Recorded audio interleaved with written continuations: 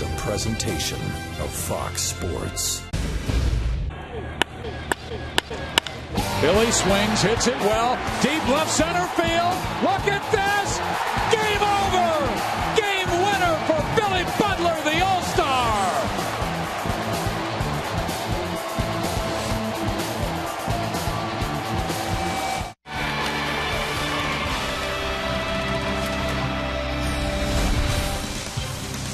Royals baseball comes to you from Kauffman Stadium for an afternoon game where the temperature could reach 105 degrees as the Royals wrap up a 4-game series with the Seattle Mariners. Hi, everyone. Welcome back to the ballpark with Royals Hall of Famer Jeff Montgomery.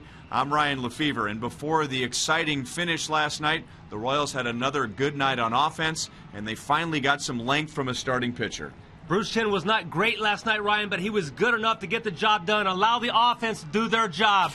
Alex Gordon, 3 hits last night, 2 doubles on the night.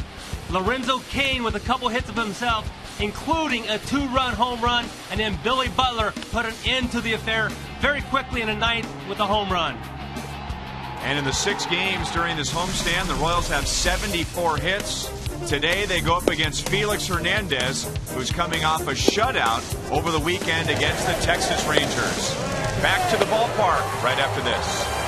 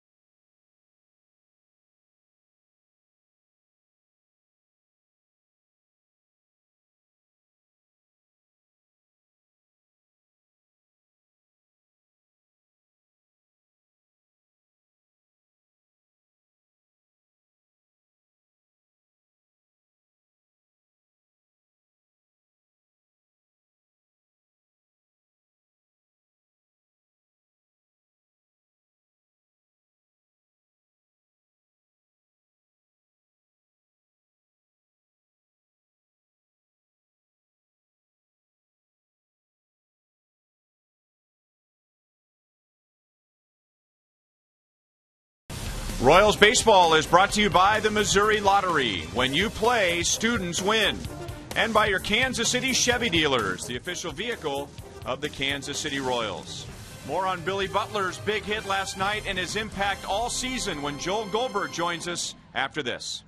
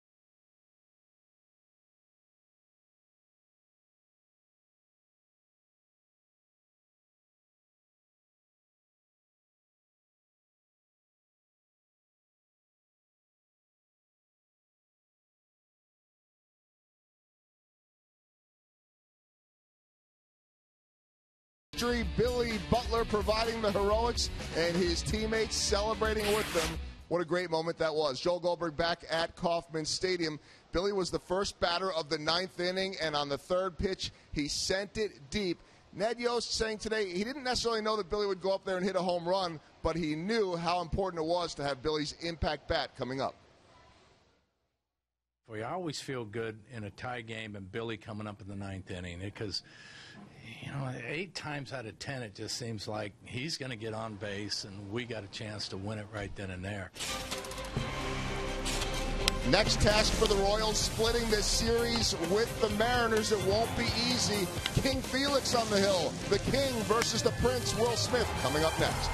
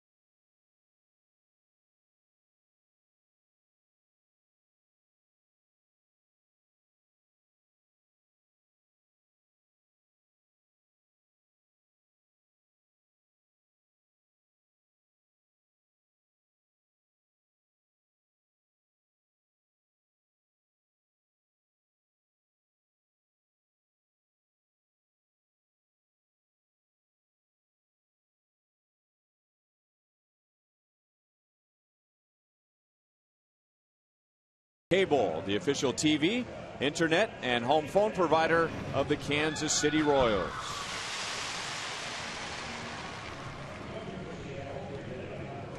Well, the Royals can't do anything about the weather, but they can try and cool down the Seattle Mariners, who have 25 runs, 39 hits, and 7 home runs in the first 3 games of this series, and they began the series second from the bottom in all 3 of those categories.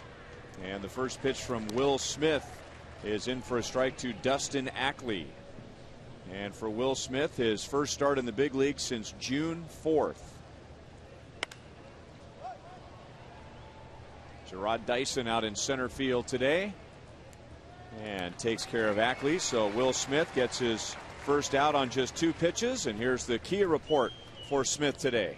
Ryan, I think it's very important for him to get ahead of hitters. If he does that, he will be able to really use his best stuff and his best pitches. Needs to focus on those and not get in fastball counts. Got to keep the ball down. We've seen these Mariners hit a lot of balls out of the ballpark here in Kansas City. It's a hot day. The ball will be flying.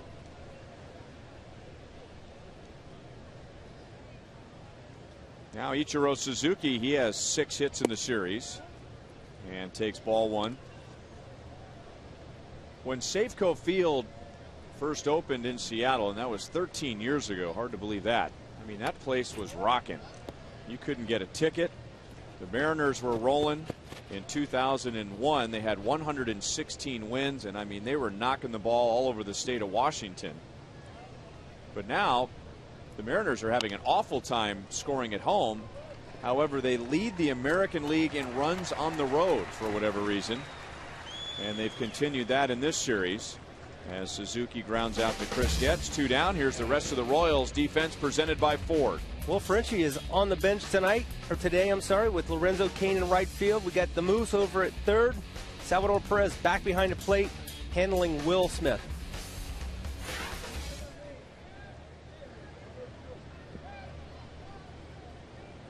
And now he faces Casper Wells with nobody on, which is a good thing. Wells has 2 home runs, 7 RBIs in the series.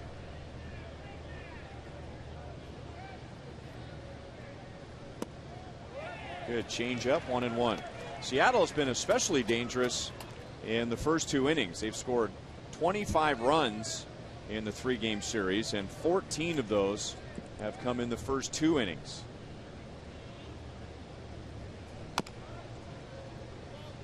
1-2. And that'll be a challenge for Will Smith in his previous games as a Royal. He's had some troubles early, and in fact the game he won, the first 4 batters reached base, 2 of those scored, and then he shut the Cleveland Indians down in his only win. Yeah, Will Smith with the Royals has allowed 14 runs, and half of those in the very first inning. Not today. That's his first strikeout, and the Mariners are brushed aside with just 9 pitches in the first.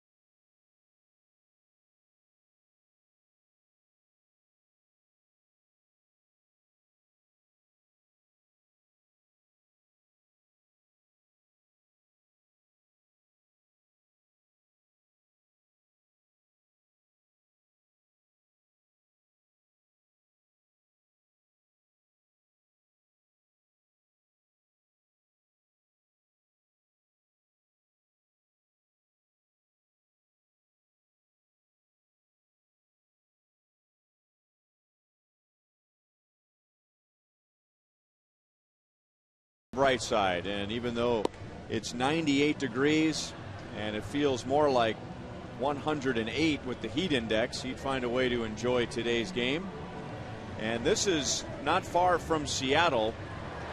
And did snow ever look any better than it does on this picture? It does look pretty good this time of year, doesn't it? That's where the Royals will be, not in that part of the state, but they'll be in Seattle during the next road trip. Well, we were telling you about what Seattle has done on this, or in this 3-game series. The Royals on this homestand have hit 9 home runs. They have 74 hits.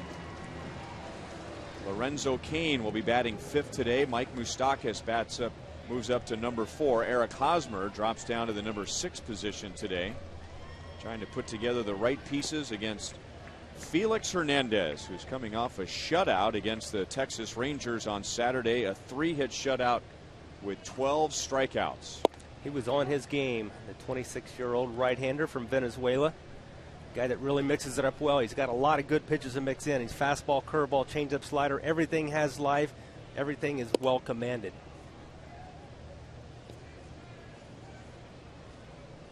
He really hasn't done all that well against the Royals. His career ERA is good. It's under 3, but he's 3-3 in his career. Royals faced him once last year. That was here at Kauffman Stadium in April, and they beat Felix Hernandez, who only went 5 innings. His defense let him down. He allowed 5 runs, but only 1 was earned. And now Alex opens the bottom of the first with his 9th hit of the series. And now he has a 9-game hitting streak. And now Ford will give us a look at the Mariners defensively today. The Mariners are leading the majors with a .990 fielding percentage. Eric Wedge, the manager of the Mariners, has gone with the same lineup every night in this series against the Royals. All 4 games now, same lineup with the exception of the catcher. Today we're going to see John Jaso behind the plate handling Felix Hernandez. The former Tampa Bay Ray, John Jaso.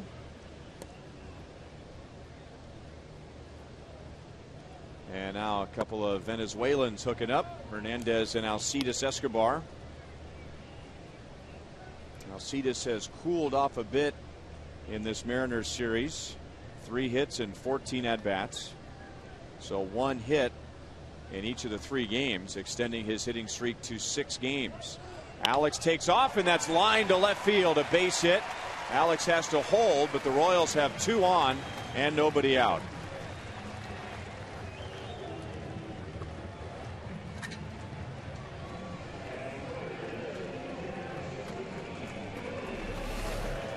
Alcides Escobar able to get a pitch up in the strike zone.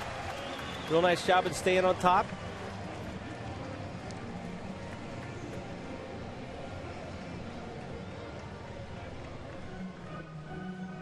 So 2 hits for the Royals from the first 2 hitters. And remember, on Saturday against the Rangers, Hernandez gave up only 3 hits in 9 innings. And now Billy Butler, who sent everybody home at least wearing royal blue with a smile on their face, with the walk-off home run against Josh Kinney, leading off the bottom of the 9th. Billy has hit in 6 in a row. And it was very interesting as we look at today's Toyota League leaders. 10 game-winning RBIs, 18 go-ahead RBIs, another big hit for Billy. And Ned Yost, all he wanted to talk about after the game was how prepared Billy was when he went to the plate.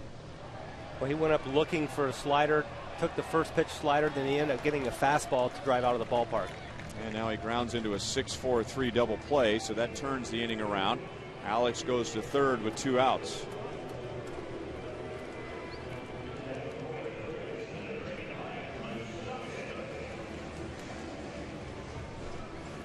Now Felix Hernandez, with that shutout on Saturday, that was his 2nd shutout in his last 4 starts.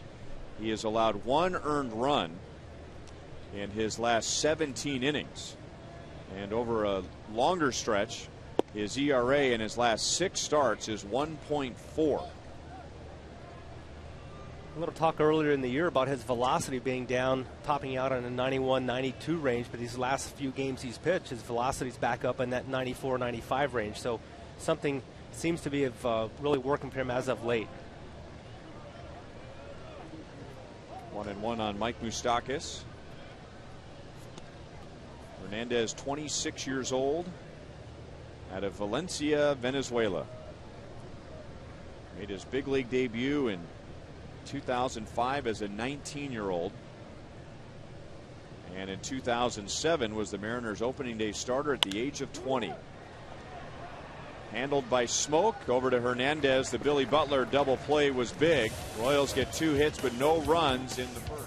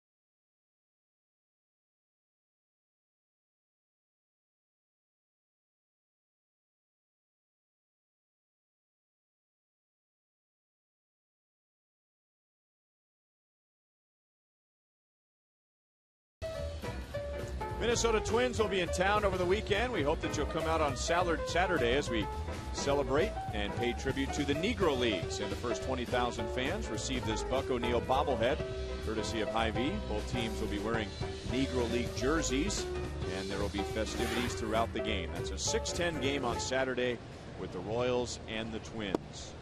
No score to the second inning. Will Smith off to a good start. He got Ackley, Suzuki, and Wells in the first. And now Jesus Montero to begin the second inning. 1 ball, 1 strike. Montero, 6 hits, 4 runs scored, 4 RBIs in this series with the Royals. There's the pitch that the Royals have been saying got him to the big leagues, that hard slider. Yep, that's a pitch he really used effectively in that game we talked about against the Cleveland Indians, and it seemed like he set it up so much better. He was able to get to that pitch, and I think it's going to be a key for him. And now a curve drives Dyson all the way back. He didn't know where the wall was, and Montero hits his 9th home run of the year. So Dyson obviously didn't feel the warning track as he was going back, because he was in full stride when he hit the padding, and Seattle takes a 1-0 lead. We've seen Montero swing a really good bat, especially on pitches up and out of the strike zone. This pitch not necessarily up, but it was out. He got extended. Jarrod Dyson did not have a chance to get extended as he ran right into the wall.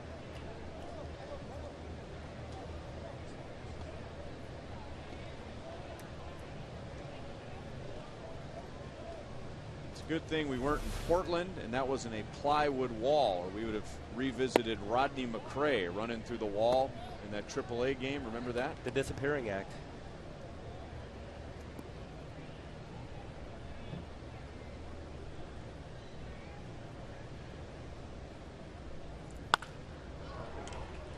And a soft liner drops into right field for Kyle Seager. So the Mariners greet Will Smith with back-to-back hits in the second inning.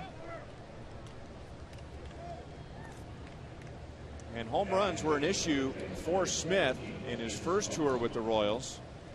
And now he's allowed 7 home runs in 15 innings. See the location on this pitch. He's able to get extended about thigh high right in the middle part of the plate. Can't make a living there.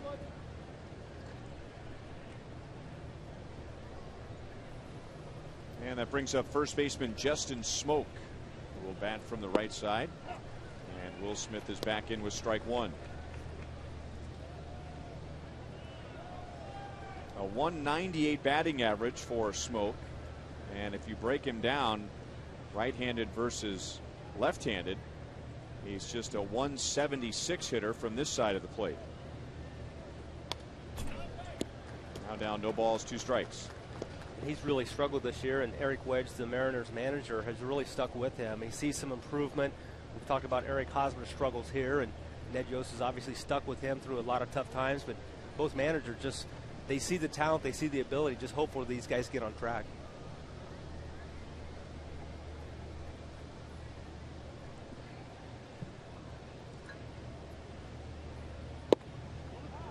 Just outside, 1 ball, 2 strikes. And Ned Yost, since he's taken over as Royals manager, it's pretty clear that he comes from the mindset of the player is going to have to play his role in working through these struggles. He's going to have to figure it out at the big league level.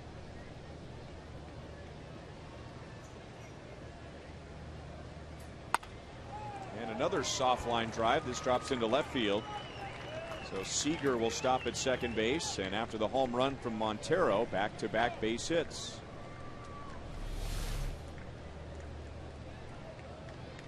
See Smoke going down to get a pitch on the inside part of the plate, just serves it out to left.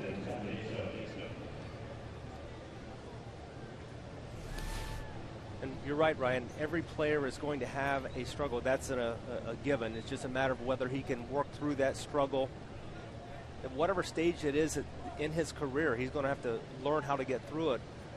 Had a chance to play with the greatest Royal of all time, George Brett, and at times he would have struggles, but he had such experience and the ability to get through that quicker, knowing that it's going to happen. And that's like right now with Eric Hosmer, for example, the mind game, the confidence element that's involved, he's never had to struggle like this before. Now Jaso drops down a bunt and a good one, and Will Smith scoops with his glove for the out, and that gets Seager to third and moves Smoke up to second.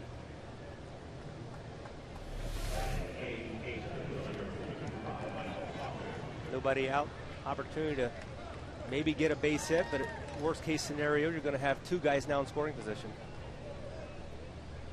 For a lefty coming off that side, oftentimes they fall to the third base side. Will Smith fortunate to be able to get in time to glove it and flip it right to Eric Hosmer. Now the Royals bring the infield in, not all the way in, with left-hand hitting Michael Saunders at the plate.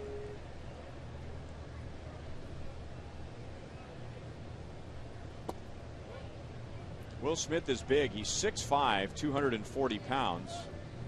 So he's built like a pitcher that would be able to throw a baseball through a brick wall, but he's more of a contact than a power pitcher.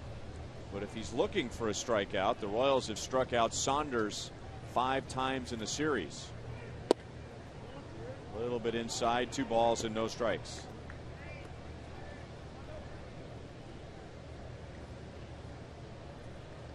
Saunders has hit one of the 7 Seattle home runs in this 3-game and now 4-game series.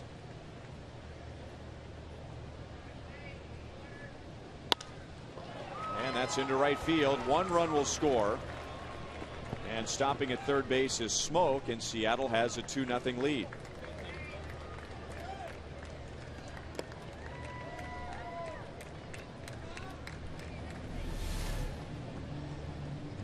See Saunders get extended here. The 4th Seattle Mariners hit of this inning. Going to drive in a run. Will Smith still in some trouble with the runners on first and third, only 1 out.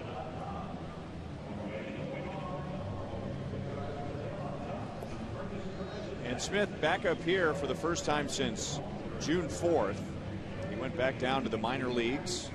And this happens quite a bit. There's obviously a letdown when you get back to AAA after struggling at the big league level. And maybe he went through a 2-start hangover. But in his first 2 starts back at AAA, his ERA was 7.84.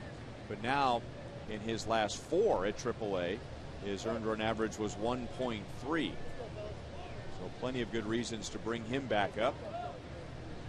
And now he'll try and work out of a first and third with 1 out against number 9 hitter Brendan Ryan. Spoke a little with Will Smith in the clubhouse yesterday upon his recall, and he just seemed to have a much better level of confidence and understanding of what his task was going to be.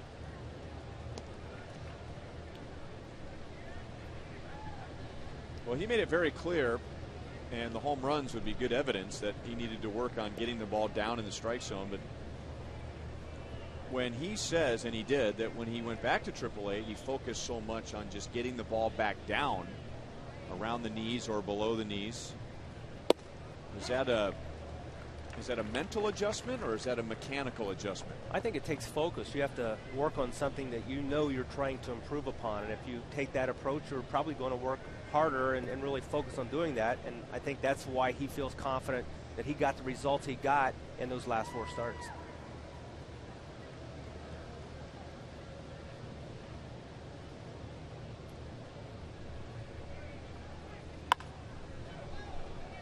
One ball, 2 strikes.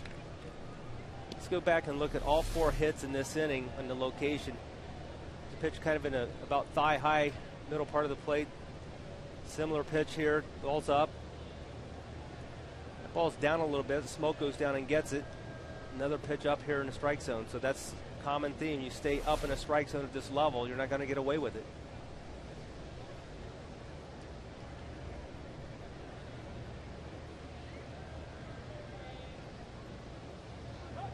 So he knows he needs to get the ball down, and so far he hasn't been able to get it as low as he wants to. So what's keeping him from doing that? Is it some adrenaline, or? Well, I think it's probably a fine line, or just a very fine line on, you have to be in counts to be able to expand the strike zone. You want to be down so the ball sometimes will finish below the strike zone instead of finishing in the strike zone.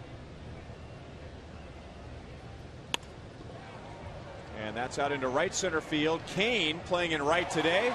There's a great running play. Now a chance for two possibly, but the throw arrives late at first base. Saunders gets back. Smoke scores on a sacrifice fly to make it 3-0 Seattle, but Lorenzo Kane running that ball down in right center field and preventing an even bigger inning. Another ball up in the zone.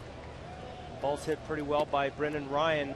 Lorenzo Kane outlegs the ball and comes back almost with an opportunity for a double play at first base. So Saunders at first, 2 down. Top of the order coming up again for the Mariners. And let's check in with Joel. Well, Ryan, I mean, whatever ends up happening here with Will Smith, it's not going to have anything to do with a wow factor. I mean, this is his 4th big league game, and he was asked yesterday, what about starting against one of the best pitchers in baseball, Felix Hernandez? And he said, my big league debut was at Yankee Stadium against Andy Pettitte. So even though that didn't go well, you couldn't really ask to be thrown in the fire any more than that. Remember, when he made that debut, he had never stepped foot in New York City before. He got to New York City that morning, and imagine seeing all the big buildings and the people and the hustle and bustle, and then going out onto the field. This should be a relatively calm day, especially with that new taxi squad rule, which allowed him to work out with the team yesterday, and then they made a corresponding move today. So he seemed pretty comfortable here, we'll put it that way. Well, experience is always the best teacher, and even though he got knocked around in 2 of his 3 starts in the big leagues, he did get a win his first time with the Royals.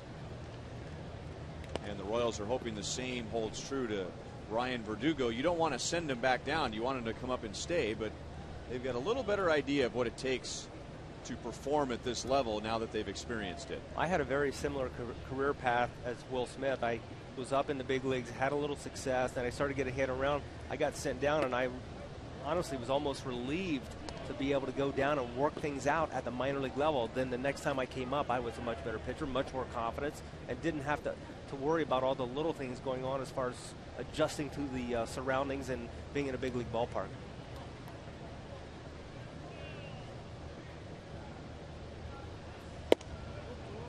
And now 4-pitch walk. And a fan might ask, well, why does he need to go down to AAA to work things out? You know, why can't you just work things out here at the big league level? But literally there, you're trying to win and you're trying to do well, but you're not as focused on the results. So if you're working on trying to get the ball down in the zone, you might give up 6 or 7 runs in AAA, but you're just going to keep working on getting the ball down in the zone. Exactly. Just have that freedom to work on it. And here you're in a pressure cooker, and the temperature is 1,000 degrees, where all the focus and the attention is on you, and there's an expectation from the organization to win. And when you're to minor leagues, there's an opportunity to work on getting back, and to get back, you have to work on stuff. Back with a strike 2. Ichiro Suzuki, he bats with 2 on, 2 out. Seattle has scored 3 in the inning. Suzuki grounded out to second his first time up. No balls and 2 strikes. Suzuki has 6 hits in the series, and he's hit 23 balls into the third base dugout. I mean, if that's his goal, I mean, if he's playing Pepper with the third base dugout, well, he's still got it. Mission accomplished.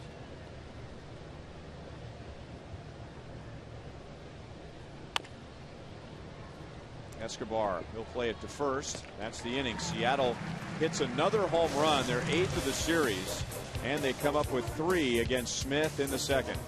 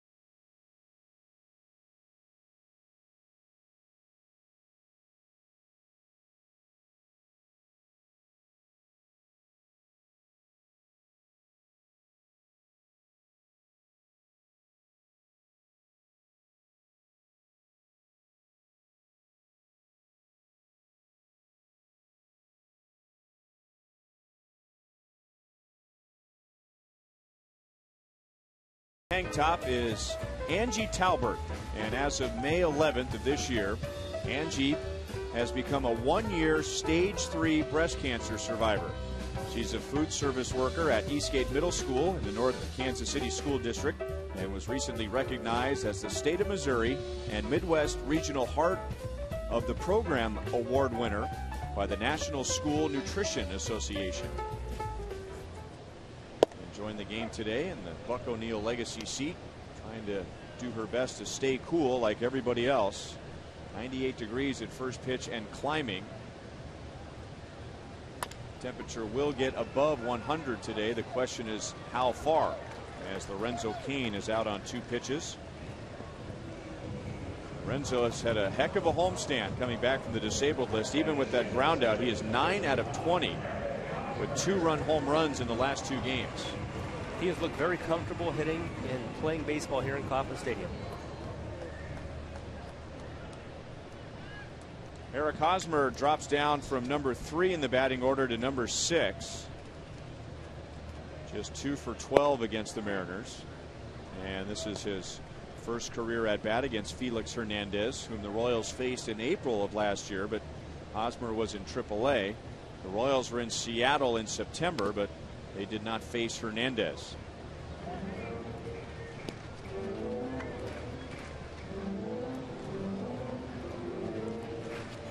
It's interesting. Ned Yost was saying that, you know, the obvious is to place Eric lower in the batting order just to take some pressure off of him.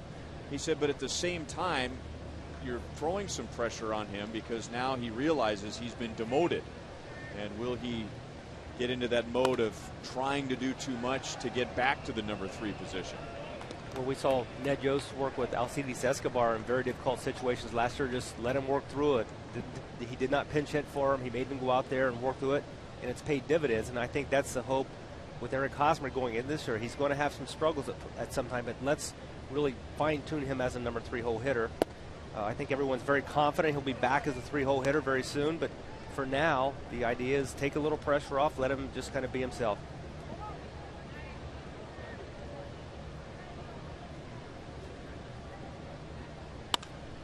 And reaches out, and with respect to Ichiro Suzuki, slashes one into center field to put an end to a personal 0 for 8. Runner at first with 1 out. Not Eric Hosmer's textbook swing. Really quality pitch by Felix Hernandez. Goes down and gets it. Just lets his hand do all the work.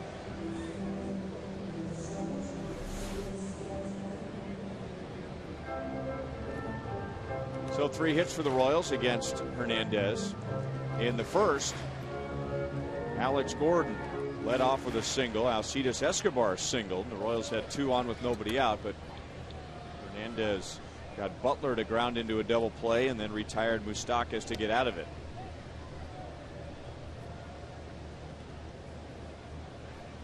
Salvador Perez got last night off, preparing for today. 2 hits, both extra base hits in the first 2 games against the Mariners, including his 5th home run of the year.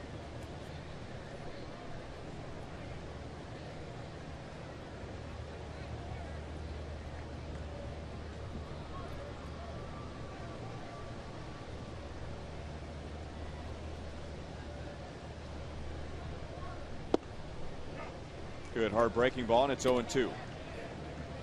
Joel and I had a good conversation with Bruce Chen in the pregame show today, talking about Brian Pena catching him last night. And he identified the fact that Salvador Perez is going to be his catcher long term.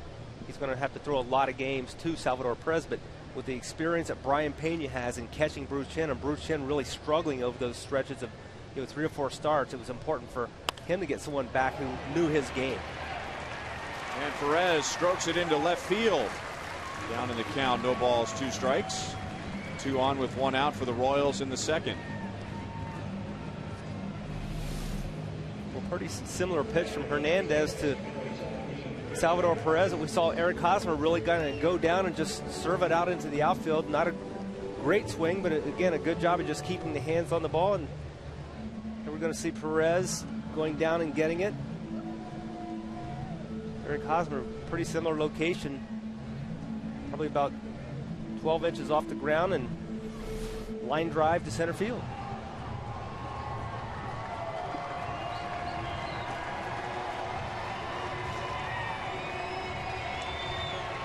So you don't always get them out when you're down, Ryan. And fans wonder, and I have to admit sometimes I wonder when a pitcher gets knocked around and he says afterward, well, I thought I made some good pitches. And that's a tough thing to sell if a pitcher's given up 5, 6, or 7 runs, but that's an example right there where he puts the ball exactly where he wants it, but he just doesn't get the final result he's looking for. Hosmer takes off for third, and the Mariners turn another double play. So that's 2 in the first 2 innings. 2 scoreless for Hernandez, and Seattle leads 3-0.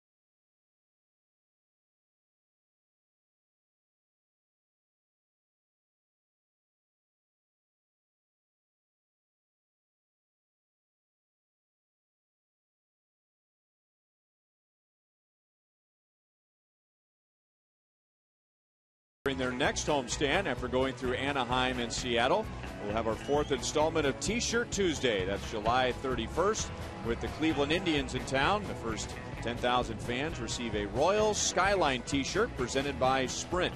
The gates will open at 5:30 for the 7:10 game.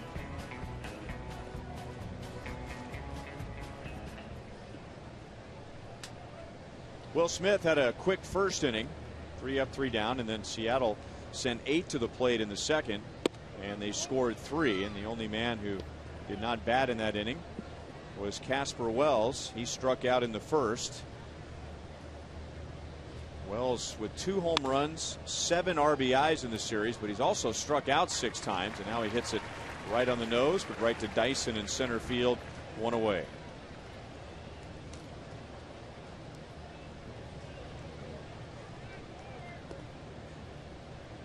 Will Smith coming to the Royals 2 seasons ago in a trade that sent Alberto Callaspo to the Angels. The Royals received Sean O'Sullivan and Will Smith. So Will Smith figured one day when he was in the Angels system that he'd be seeing quite a bit of the Seattle Mariners. And he faces them for the first time today. He allowed a home run to Jesus Montero leading off the second inning. That was on a 1-2 pitch, and now he's 2 balls and no strikes on Montero.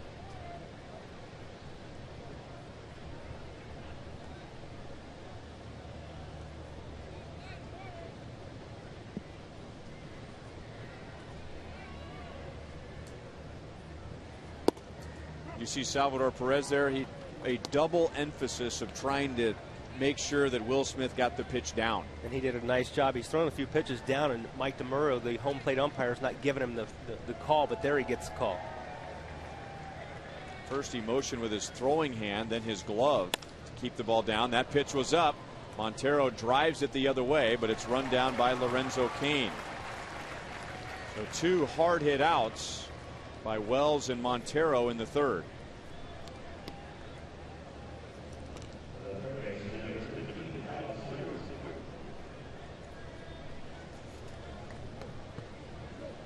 Both Will Smith and Felix Hernandez have been up to 94 miles an hour so far in our Time Warner Cable Ultimate Internet pitch speed comparison. And you can get downloads up to 50 megabits per second with Time Warner Cable Ultimate Internet. Good curveball. And strike one on Seager. He singled and scored in Seattle's 3-run second. This is a curveball we really want to see Will Smith get in counts that he can throw, because this is a really nice curveball, especially to the left-handers. And hitters will describe a curveball like that as a jelly legger. As the left-hand batter at first thinks he's got a fastball coming toward his front shoulder, and so the legs turn to jelly, and then the ball breaks in for a strike.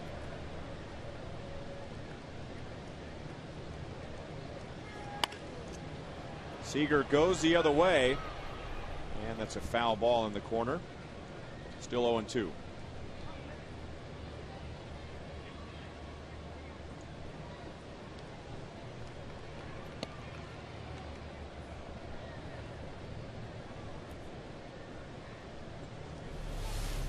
Got an 0-2 pitcher. You want to see him finish down. Salvador Perez won the ball down, but again, you can see it's about thigh to belt high, and Seager's able to get extended on that.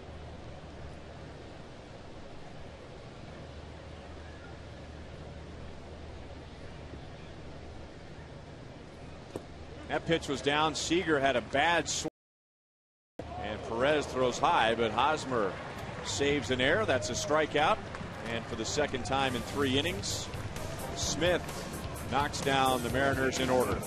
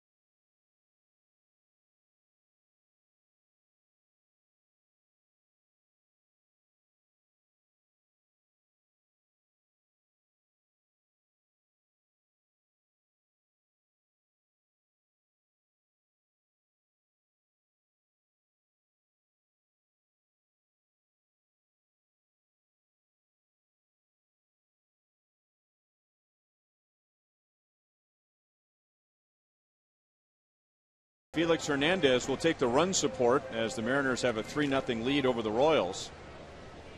And Hernandez, we were telling you, he's 3-3 in his career against the Royals, but he's winless in his last 3 starts against KC with 0 runs of support.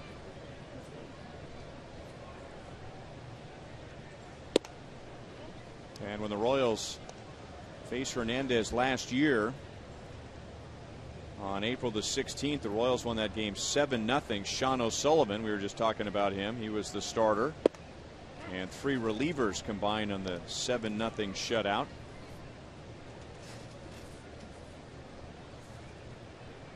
Gerard Dyson, Alex Gordon, Alcides Escobar coming up in the third as Dyson hits it high in the air into shallow right. Ackley having a tough time with the sun, but he's able to make the play for the first out.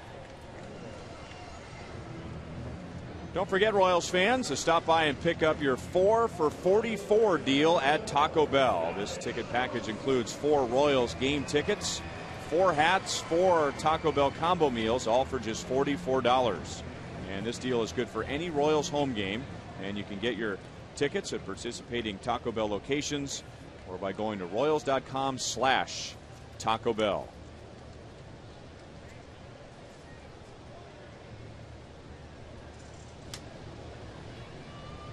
Alex Gordon led off the bottom of the first with his 9th hit of the series.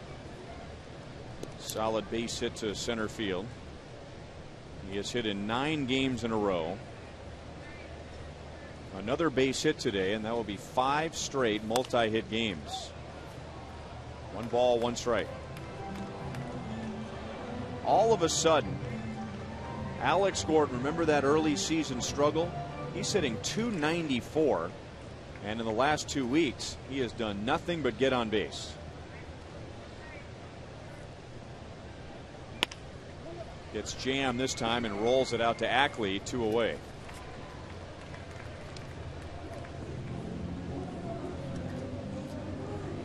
Hernandez 1 out away from his first 3-up, 3-down inning.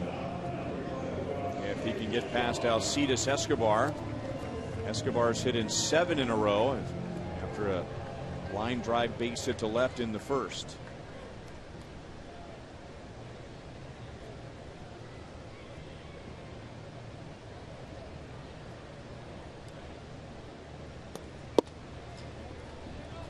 Ball 1.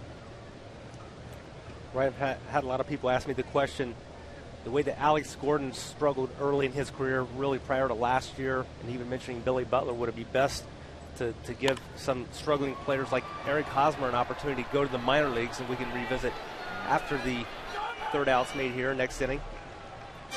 Well, Monty, you're on the board for a 2-out story. Welcome to the club. 3-0 Seattle.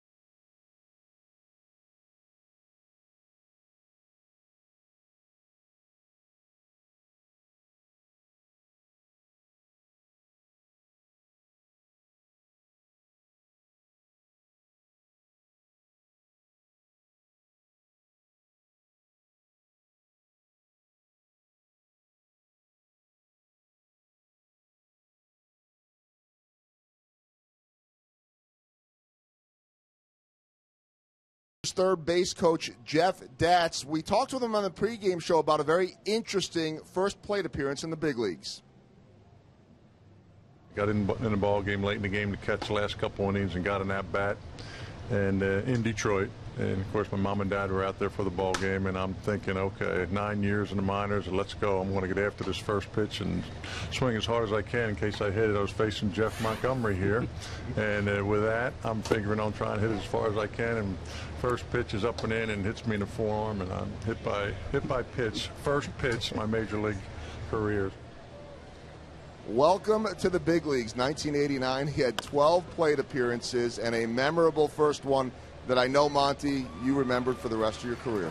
Well, I really didn't remember that. But one thing I got to say, Joel, we had an opportunity to really expand on the interview with Jeff Datz, and I was curious on what he had to say about our broadcast partner. Oh, boy. He was a good college player, man. You know, he come in. He was a later round draft pick, but a solid player. Knew the game, obviously, from his dad. I'm sure taught him a lot. You know, he had some ability, had some tools, could hit a little bit, throw a little bit, run a little bit.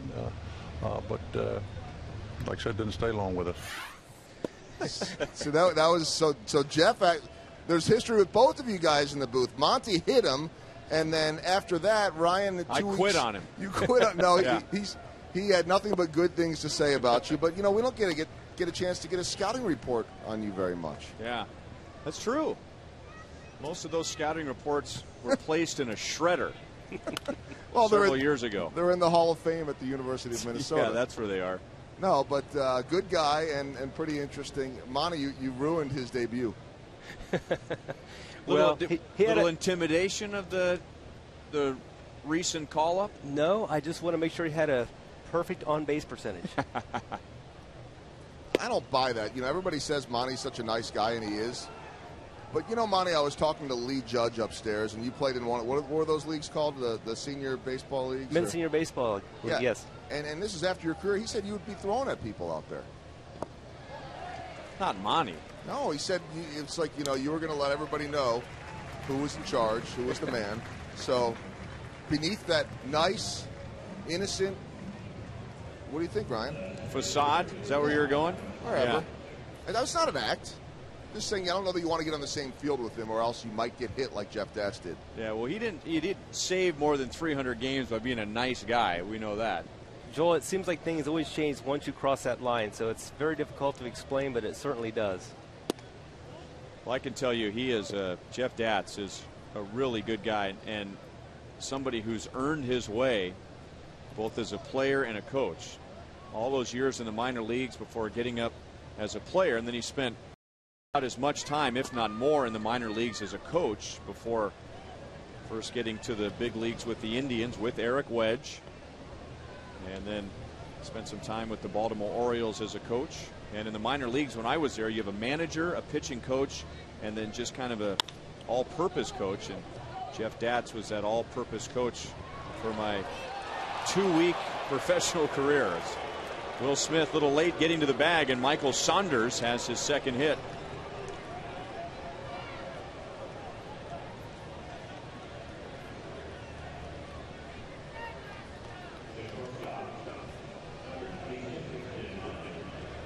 Right, we saw a similar play earlier in the series with Ryan Verdugo. Here we see Will Smith get beat to the base.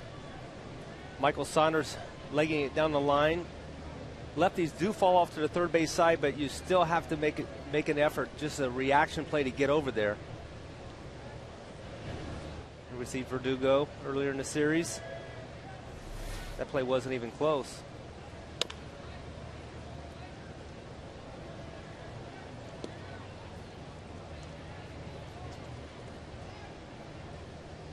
Well, it's that little falling off to the third base side, which makes it more of a challenge for the lefties, and Verdugo also a lefty. I mean, you have to, as quickly as you want to get over there, you have to go into a full pivot because your body, after delivering the pitch, wants you to go to third, not to first, where a right-hander is already leaning in that direction.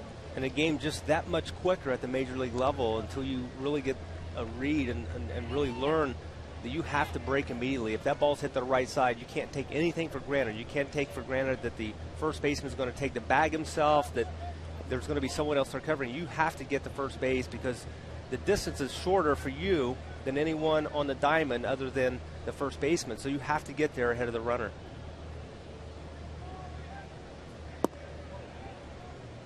1-2 on Brendan Ryan. He drove in one of the 3 runs for Seattle in the second inning. And Will Smith, again, remember, he's a big guy. He's 6'5", 240, and like most lefties, when the pitch is delivered, all the momentum is going to the left side of the infield. Saunders runs.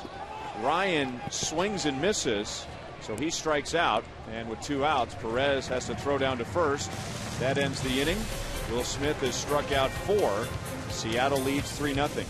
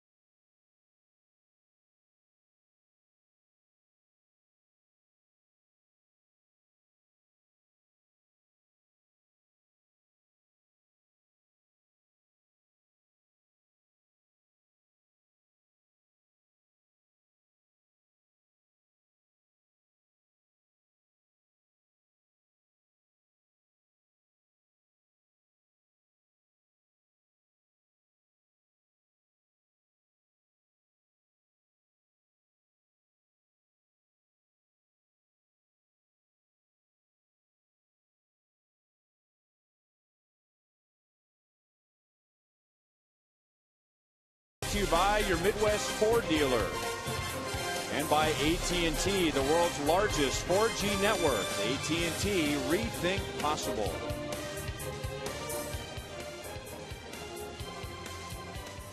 Seattle with 3 in the second inning against Will Smith. Montero, Saunders, and Ryan driving in the runs.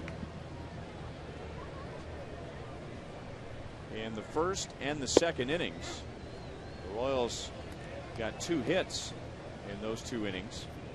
But Billy Butler grounded into a double play in the first to turn the inning around. And then Chris Getz grounded into a double play in the second inning.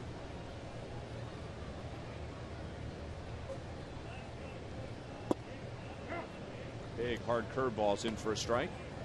And 0-2 on Billy.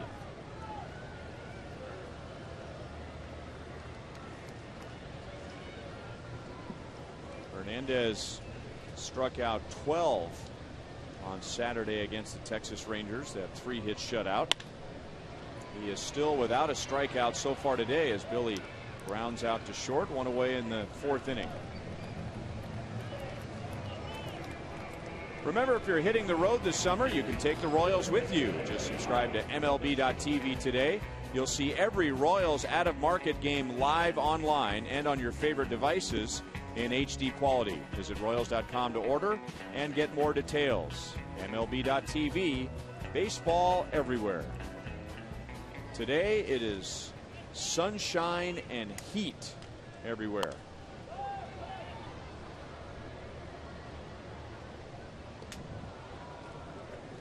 And good to see all of our crew members today getting out of the hot sun. That away Donnie Miller.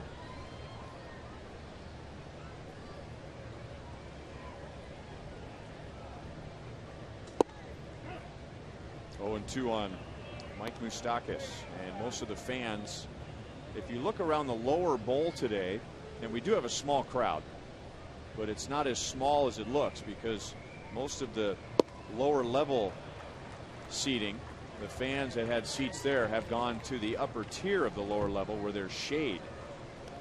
Can't blame them for that. We'll take a look at the last pitch here to Mike Moustakas. Felix Hernandez with his first strikeout of the day. He had just followed that up with a fastball on the inside part of the plate. Back-to-back fastballs, one inside, one outside.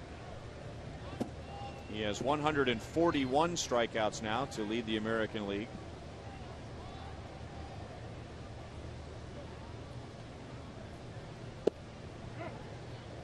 Curveball for a strike.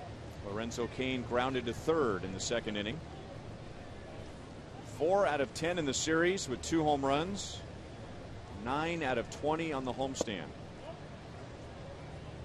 1 ball, 1 strike. And the way he has swung the bat, the way he has played on defense, that makes the time that he missed this year more painful. Really does. Make a trade to create a spot for the guy, and he gets hurt.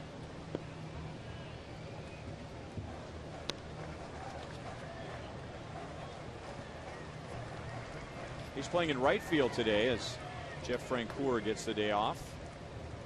Gerard Dyson is in center.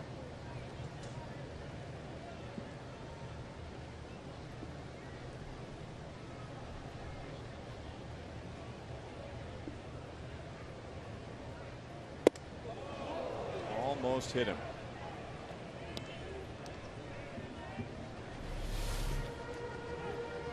You're right, Ryan. This pitch nearly undresses Lorenzo Cain.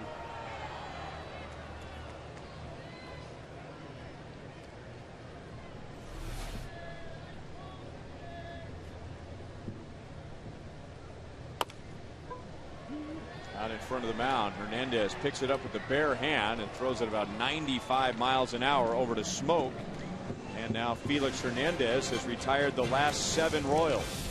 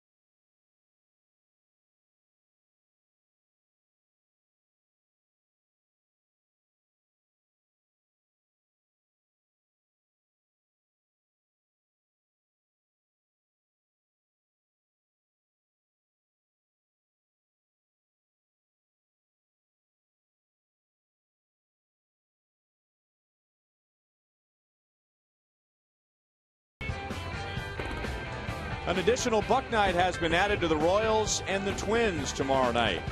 So fireworks and Buck Night, hot dogs, peanuts, and soft drinks are just $1 each. And then after the game, another Friday night fireworks spectacular presented by Hy-Vee and Pepsi. It'll be Luke Kochaver tomorrow against Nick Blackburn at 7:10. Royals.com, 1-800-6-ROYALS for tickets. Ryan Lefevre, Jeff Montgomery at Kauffman Stadium, along with Joel Goldberg. What do you got, Joel? Well, we see Lorenzo Cain out in right field today, and Ned Yost was talking about, easing Lorenzo back into things, and maybe even a little different than what they did with Salvador Perez, because they say that Lorenzo really is about 85% right now, and his legs are so important to him, and so there's a good chance you will not see him play tomorrow and get that day off as we see the pop-up here in the sun, and Gordon's going to take it. Escobar might have lost that for a minute, but in Lorenzo Cain's case, that's why he's in right, Dyson in center today as Francoeur gets the day off. Last night they actually wanted to get Dyson into the game later, give Cain a break and let him rest his legs, but that game got away from the Royals. They really wanted to stick with Cain because of his offense. The plan today, if they can get the lead in this thing, will be similar. Get Francoeur out into right field and let Cain take a break. We'll see how that one plays out, but very aware of the fact that Cain's legs are not yet at 100%. All right, thanks, Joel. And that's good to hear that it has more to do with leg strength than leg pain, because during that White Sox series, you and I looked at one another a couple of times when he was running the bases, and there's the fear that his legs are going to break down on him again. Yeah, because when he was slowing down, crossing the plate or going to second base, it appeared as though he was in quite a bit of pain. First on the disabled list with the strained left groin in Oakland after making that great play, crashing into the wall. And then when Lorenzo was rehabbing in the minor leagues, trying to come back from the groin injury, he tore his hip flexor. Ichiro Suzuki goes into the left field corner.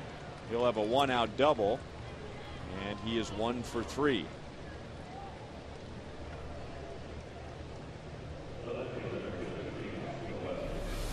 Well, this is a frequent occurrence here at Kauffman Stadium for Ichiro, using that left field line so nicely. After 27 balls fouled up into the third base dugout, he finds pay dirt.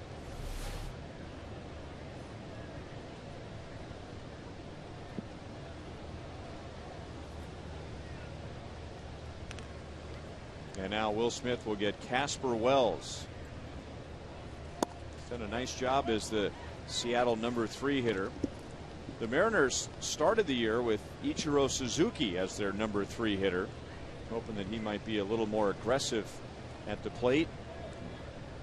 He batted third for the first 52 games, then moved back to leadoff for 31 games, and now batting second with Wells hitting third, and that ball gets past Perez and allows Suzuki to move up 90 feet.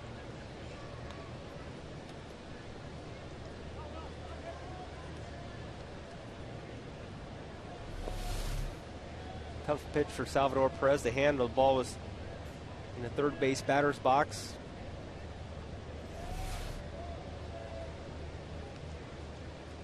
It's a wild pitch. Charge to Will Smith, and now the Royals have the infield in on the right side, but they're about halfway on the left. 3 balls and no strikes on Wells.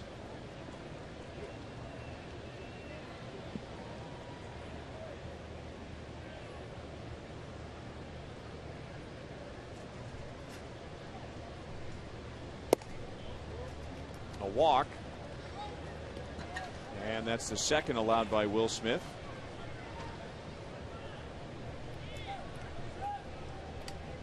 And now runners at first and third with Montero. He is homered to center field and line to right. So you'd like to get a ground ball and a double play here, obviously, but Montero has been right on Will Smith in his first 2 at-bats. He has been very impressive in this series, swinging the bat, especially on pitches that get up and out over the plate. He's got extended, hit some balls very hard.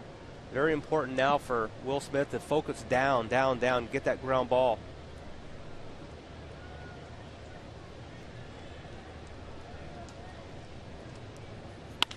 And there's the ground ball, but it's through the left side. Montero drives in another run, and Seattle leads 4-0 in the 5th inning.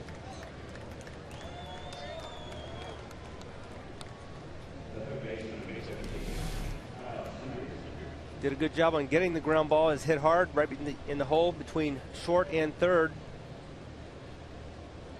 RBI single for Montero.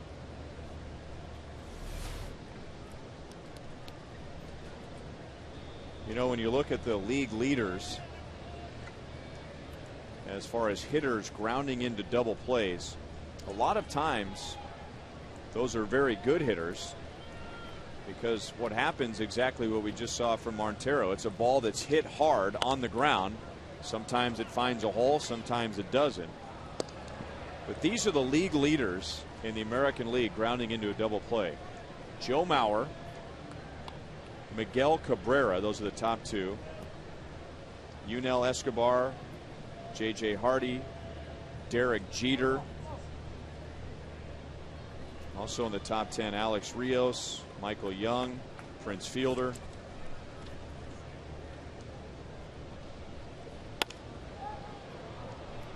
Center field for Dyson. Gerard makes the play. And tagging and going to third is Casper Wells. Montero holds at first base. So Kyle Seager is out. He's 1 for 3.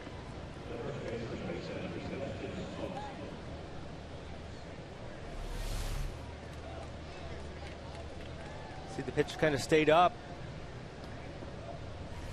Seager able to get good wood.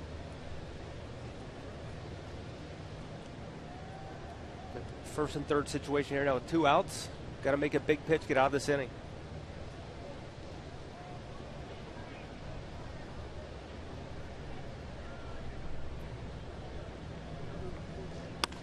Now Justin Smoke. There's a well-placed ground ball. The Royals will get the force at second base to end the inning. Jesus Montero drives in his second run of the game and gives Seattle a 4-0 lead.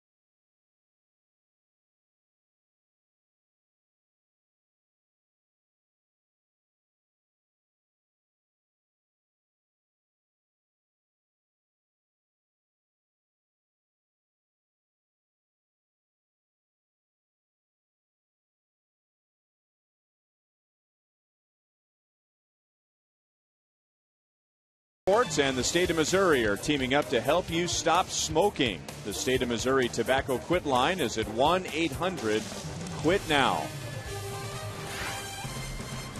And speaking of smoking, it is smoking hot in Kansas City today.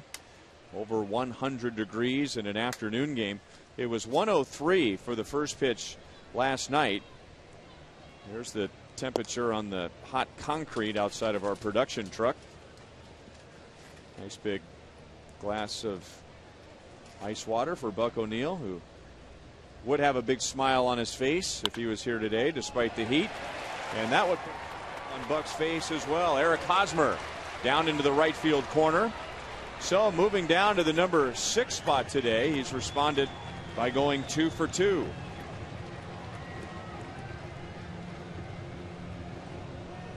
Right, a very good sign here. Tough pitch run the mound, tough pitch down and in. Eric Hosmer rifles it down the right field line for a double.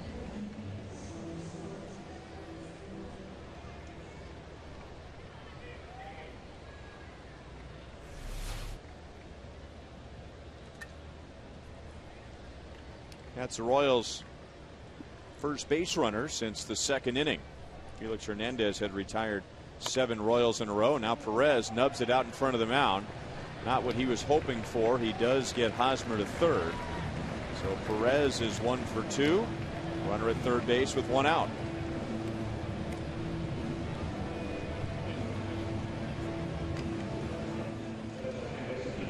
Felix Hernandez 2 years ago won the Cy Young Award, and he had to give some credit to the sabermetricians, as they're called today, the math analysts that look below the surface numbers. And you can also thank Zach Greinke, because when Zach won the Cy Young for the Royals, we all wondered if 16 wins was going to be enough to win the Cy Young, but all of his other numbers were factored in as Getz drives in Eric Hosmer to make it a 4-1 game. Getz is 1 for 2. He has 3 RBIs in the series.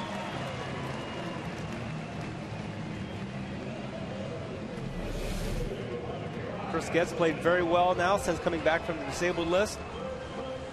Another nice pitch from Hernandez, but Chris Getz spoils it. RBI single.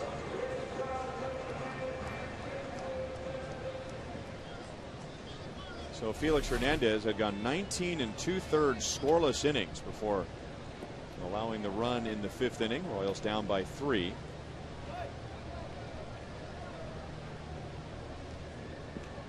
It's got to feel pretty good if you're the manager of the Seattle Mariners and you get up out of bed every 5 days and you know you have Felix Hernandez on the mound.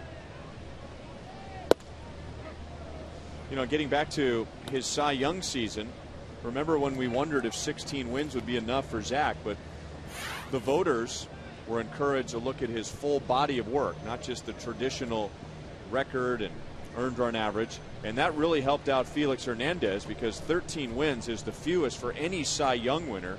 13-12, so 1 game above 500, but still won the Cy Young Award. He got 21 of the 28 first place votes. So his record wasn't that impressive, but he had the best ERA in the major leagues, the most innings, and the best opponent's batting average in the American League, second most strikeouts in the American League.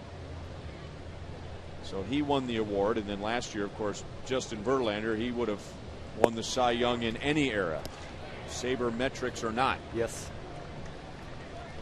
Dyson down on strikes. Hernandez picks up his second, and there's 2 down in the 5th. Jason was thinking maybe strike him out, throw him out. Chris gets off a little far at first base, back in plenty of time.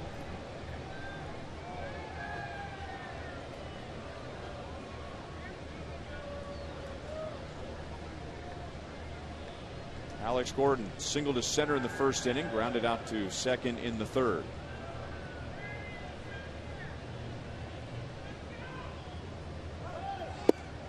Getz takes off, and he is out at second base. John Jaso guns him down. Just the 2nd time all year Getz has been caught stealing. The Royals get 1 in the 5th.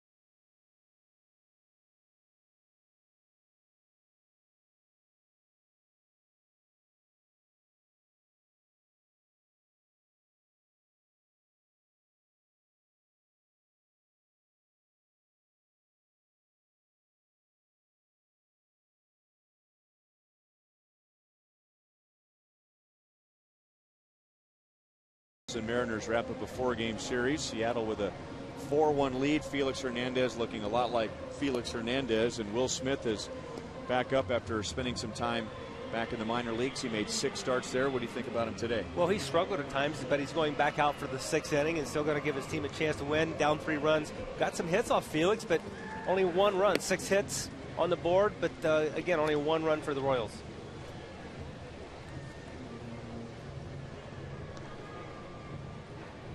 His career high is 6 innings, and that was his major league win when Will Smith beat the Indians in Cleveland. 6 innings, gave up 2 runs. Royals won the game 8-2.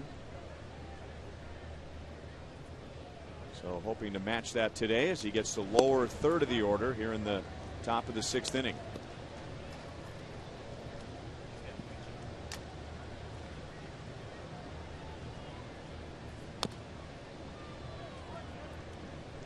Oh, 0-2 on John Jaso. Mariners carry 3 catchers. Jaso, Jesus Montero, whose bat is way ahead of his glove at this point of his career, and then the veteran Miguel Olivo spent a couple of years with the Royals.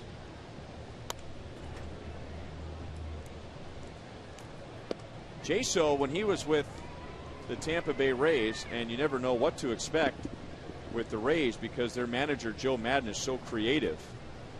But for a while, John Jaso led off. Hardly ever see a catcher leading off, and when he did for the first time, he was a rookie catcher, and it was the first time since the mid-1970s that a rookie catcher had led off for any team. Well, this is the 4th left-handed starting pitchers the Royals have thrown against the Mariners in this series, so Jaso was looking for an opportunity to play maybe today. Originally, Luke Hochevar is going to be the pitcher, so pushing him back. Now another lefty, Will Smith, but Eric Wedge decides to go ahead and go with Jaso's bat today. Got the truck wondering who that catcher was in 1976. So that's the Ryan Lefevre trivia question for today. So how about turning the tables on our guys in the truck, and we'll let them chew on that for a while. 1976. Who was the last major league rookie catcher to lead off before John Jaso with the Tampa Bay Rays?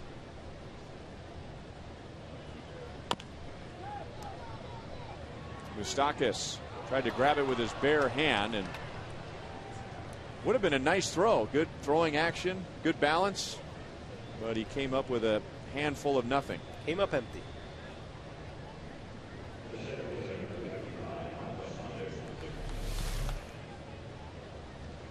Jaso from the left side. The only chance that Moustakas would have is if he came up with the barehanded grab. Unfortunately, could not get it. Be an infield single.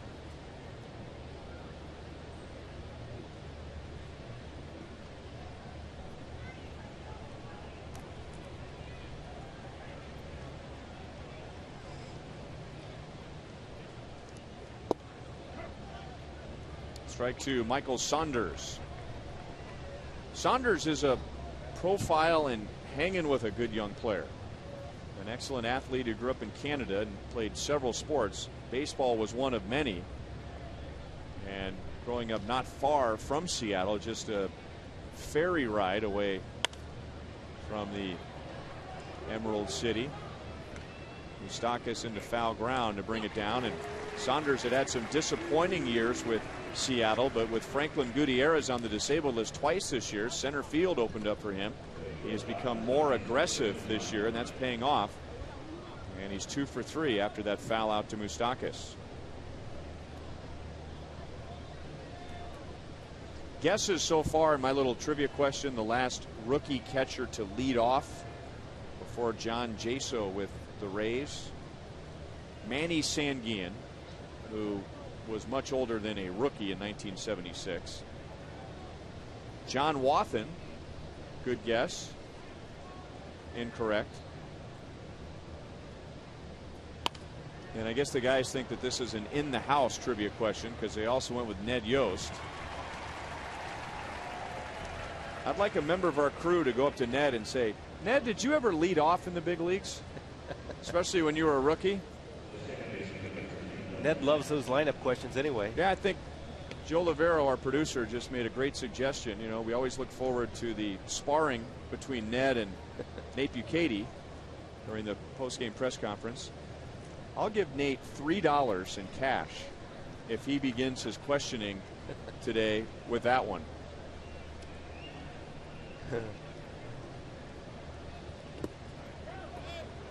Pitch is in the dirt, and Jaso will move up to second base on a wild pitch. And for Will Smith, that's his second wild pitch of the game.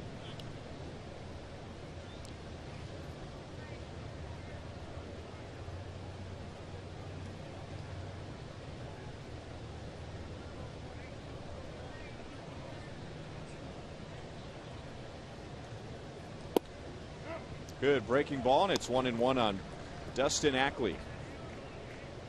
Francisco Bueno, the lefty, warming up alongside Lewis Coleman in the Royals bullpen. 83 pitches for Will Smith, but you also have to factor in the heat. Ned Yost said that on days like today, he will pay more attention to the pitcher and his body language than he will the pitch count. He might only have 84 pitches, but he might be pitching like he's got 104 pitches. 3 balls, 1 strike. Got to believe with the amount of sweat and perspiration going on in a pitcher's body today, his uniform's got to be an extra 10 pounds of weight on him. And so it's just a factor of working through the elements and the sweat on your arm and gripping the ball. A lot of elements going into play.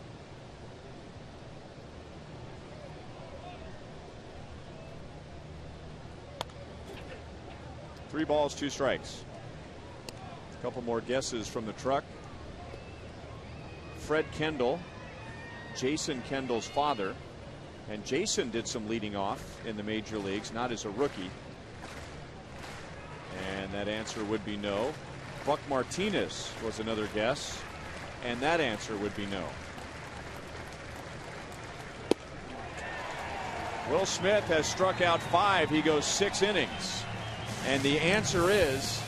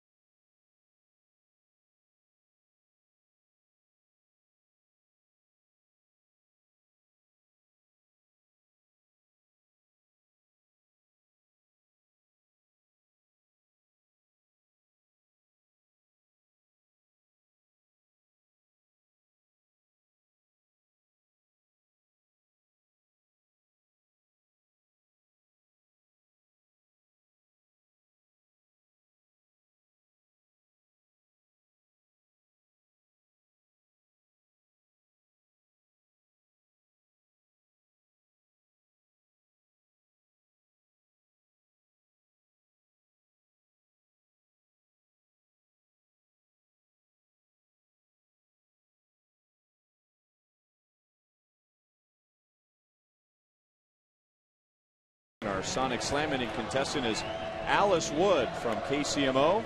If the Royals hit a home run in this inning, Alice wins $3,000. If the Royals hit a grand slam out of the park, Alice wins $25,000 from Sonic and the Kansas City Royals. All right, back in 1976, Bruce Kim led off as a rookie catcher, and that didn't happen again until 2010 when John Jaso led off for the Tampa Bay Rays as a rookie catcher. And for Jaso, that was the first time he had ever led off at any level. So between 1976 and 2010, nobody between Bruce Kim and John Jaso.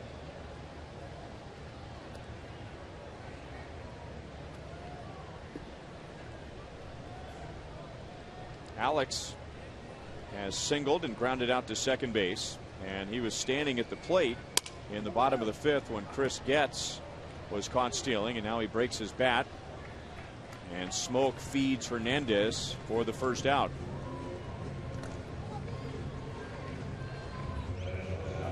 Now, how about time for our official trivia question presented by AT&T? Who holds the Royals record for most game-winning RBIs in a single season?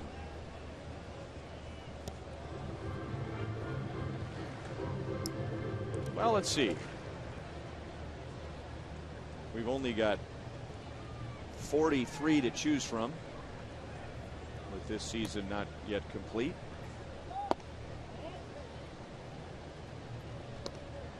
Escobar singled, swinging in the first inning. He's 1 for 2 and tried to drop one down with one out against Hernandez.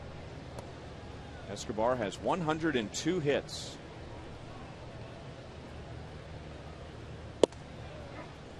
All right, how about a little help from the truck? How about an era? How about a decade? Right, I got to think it's got to be an era when the Royals won a lot of games. If you're going to have a game-winning RBI, you have to win a lot of games. So you got to think it's probably 70s and up to mid 80s.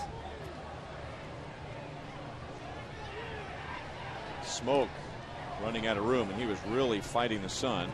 1 and 2 on Escobar. Hal McRae had a bunch of RBIs. I was just informed it was the 20th century. So that would be the 1990s, right? Yep. Or would that be the 2000s, not the 20th century, because then that would be anywhere from 1900 to 1999.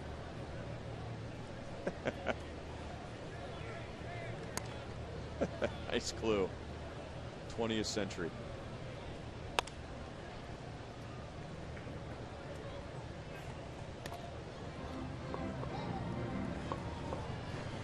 Royals run came in the 5th inning.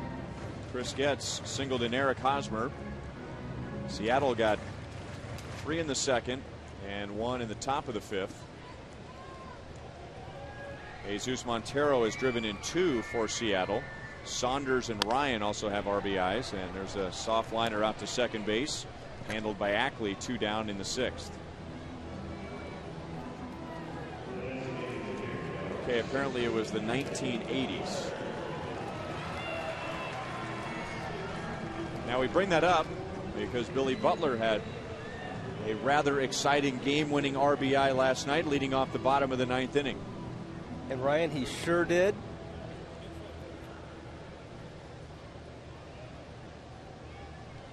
Take a look at last night, bottom of the 9th inning. Billy Butler, Josh Kinney on the hill.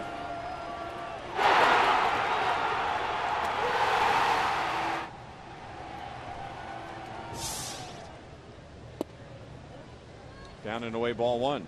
Today, Billy has grounded to short twice, and one of those ground balls the Mariners turned into a double play. The Royals came out swinging against Hernandez today. Gordon singled to lead off the first, and Escobar singled. 2 solid base hits, but then Billy grounded into the double play to end that threat, and now he grounds to short again, and the Royals are down in order against Hernandez for the 3rd time today.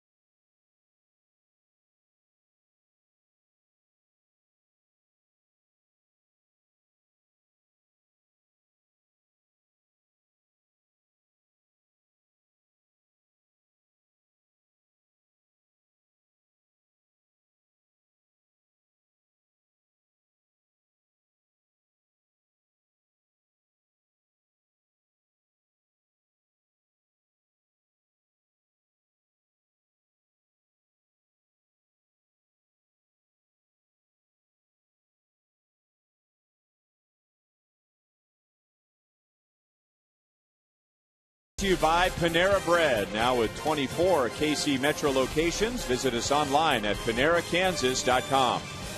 And by AT Uverse, the new wireless receiver from AT Uverse. Visit att.com/freeyourtv. Rethink possible.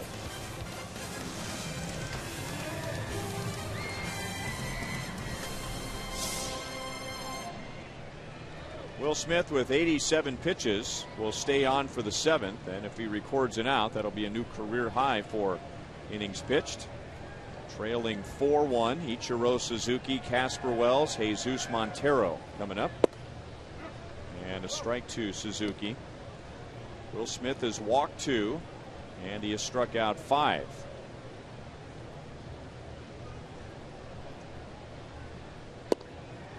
You know, one thing to like about Will Smith, and this isn't really something you can quantify in the statistics, but he does not wander far from the pitcher's rubber in between pitches. And he gets the throw back from the catcher, and he's ready to go. And Chris Getz receives a nice big hop and throws out Ichiro Suzuki, 1 away in the 7th. Both pitchers today very quick workers. Going to see Ned Yost walking out to very likely signal for some help in the bullpen. So he stays on to face the left-hand hitter. It's a career high 6 1/3 innings for Will Smith. So the Royals starting rotation really struggling in the first 2 games of the series, getting 5 1/3 from Bruce Chen last night, 6 1/3 from Will Smith today, and now a Chevy call to the bullpen brings Lewis Coleman into the game.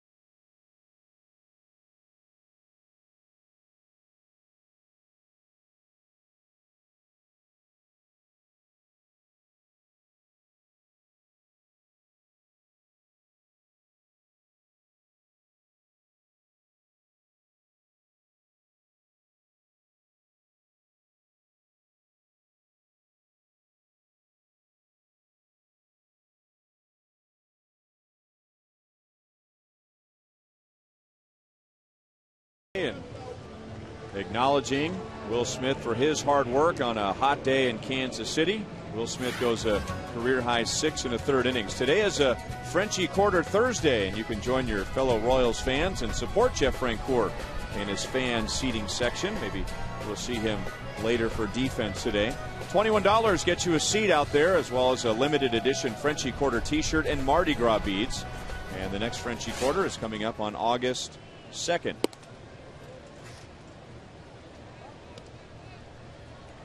Lewis Coleman into the game with 1 out in the 7th inning, with a couple of right-hand batters coming up, Casper Wells and Jesus Montero. 1-1 against Wells.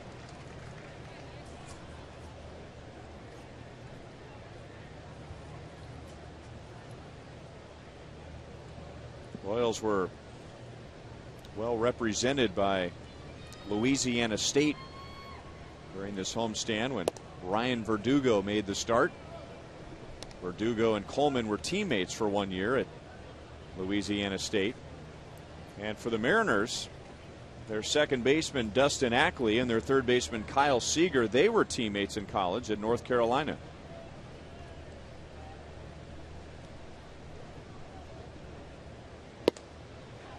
2-2 on Wells. Lewis Coleman on his 4th stint with the big club this year, rejoining the club on July the 4th.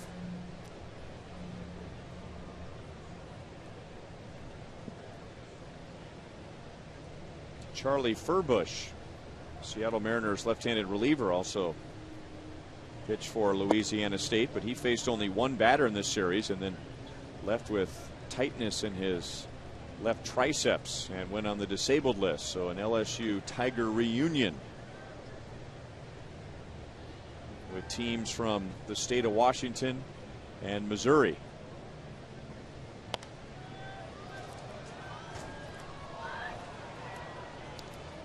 Three and two on Wells. Whoa!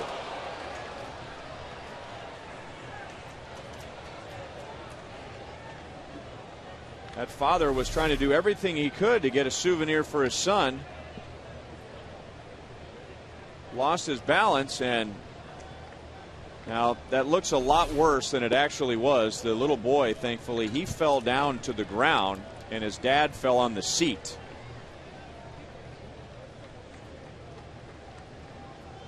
Probably scared him more than anything else. We have to find a way to get that young man a baseball. Yeah, no kidding.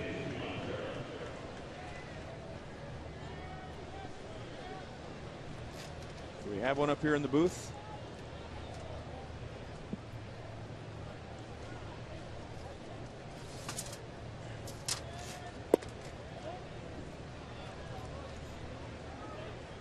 So Wells at first, one down, and now Salvador Perez goes out to have a word with Lewis Coleman, making sure he's careful with Jesus Montero, who has 9 hits in the series, and today has driven in 2 with a solo home run and a single.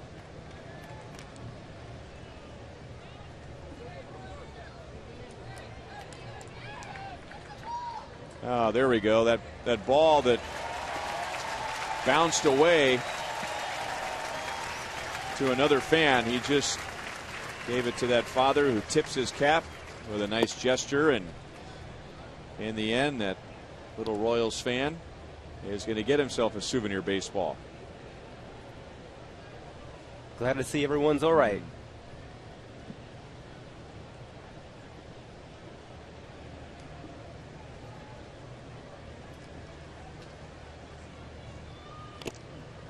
Two and one on Montero. Montero with enormous power potential when he was in the Yankees organization. Professional scouts, they use a very unique scale to rate players. It's from 20 to 80. And if you are given an 80 score for any one of the 5 tools, that's something. They don't give those out on the street. And Jesus Montero, with power potential in the minor leagues, was given an 80. 80 is the highest score. That is just the top tier. That's the upper elite. 70 is known as plus. 60 is plus, so slightly above average. 50 is average. 40 below average. 30 well below average. And 20 is very poor.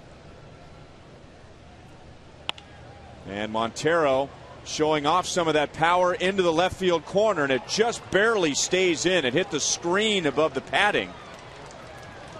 And Montero doing exactly what the Mariners had hoped for when they made the trade for him. He's driven in 3 today, and now Seattle has a 5-1 lead in the 7th inning.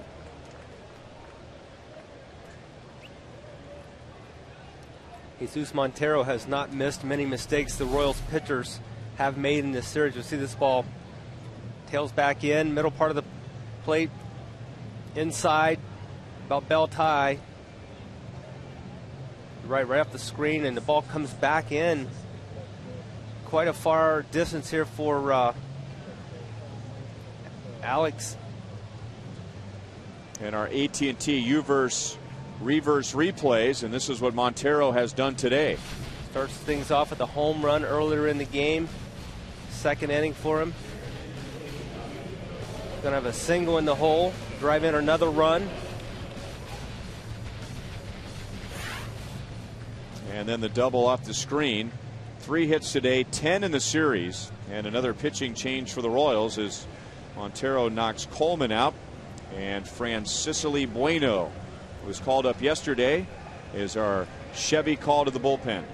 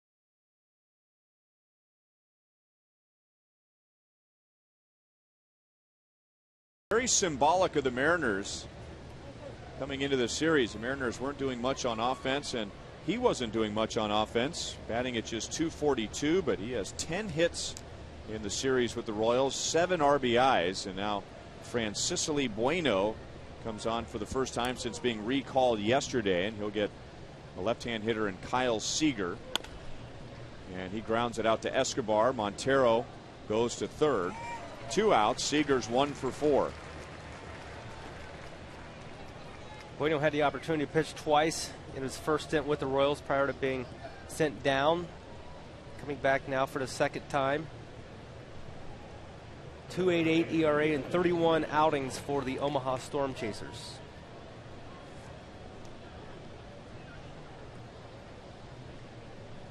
And now I get a switch hitter, Justin Smoke, who is weaker as far as batting average goes from this side of the plate. So Bueno stays in there. Smoke 1 for 3 today with a run scored, and he takes ball 1.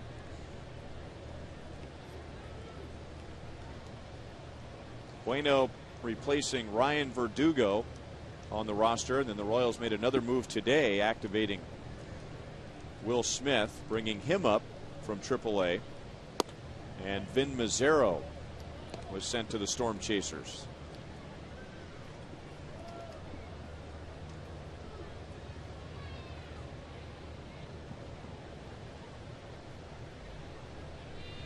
Will Smith gives up 4 runs, 8 hits, and a career-high 6 1/3 innings today. But the best he can hope for is a no decision. 2-1.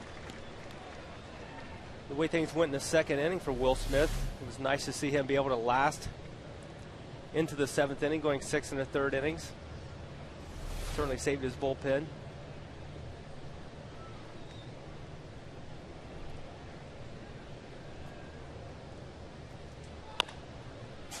Two balls, 2 strikes. The series began with Jonathan Sanchez going an inning and a third, and then Ryan Verdugo in game 2 went an inning and 2/3. So that put quite a strain on the bullpen in the first 2 games. Bruce Chen went 5 1/3 last night, and now Will Smith 6 1/3. So the rotation is headed in the right direction. Luke Hochevar will go tomorrow night. Minnesota will pitch Nick Blackburn, who had been sent down to the minor leagues. 3 balls and 2 strikes on Smoke.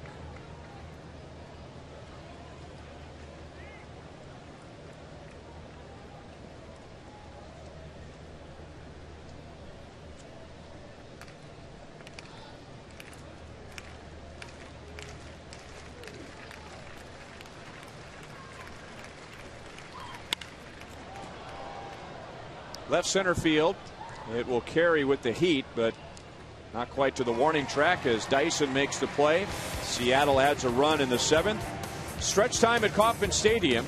Royals are down by 4.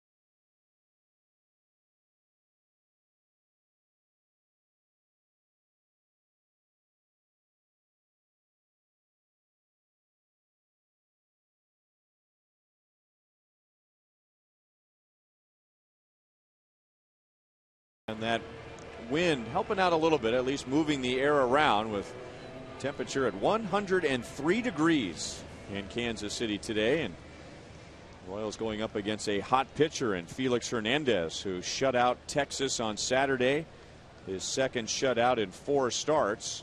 The Royals snapped a string of 19 2/3 scoreless innings turned in by Hernandez when they pushed across a run in the 5th. Moustakas shallow right, and Suzuki's coming up. Mike Moustakas is 0 for 3, and Felix Hernandez has only thrown 60 pitches.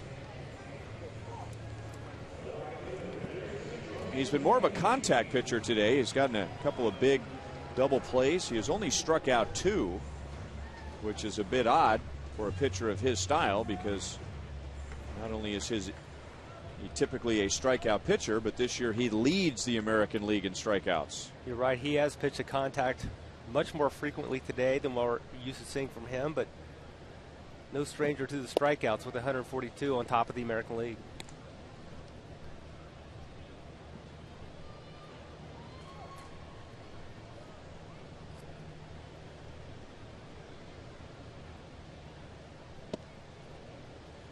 One and one on Lorenzo Cain, who has a rare hitless game. So far, he's grounded out to third, grounded back to the mound.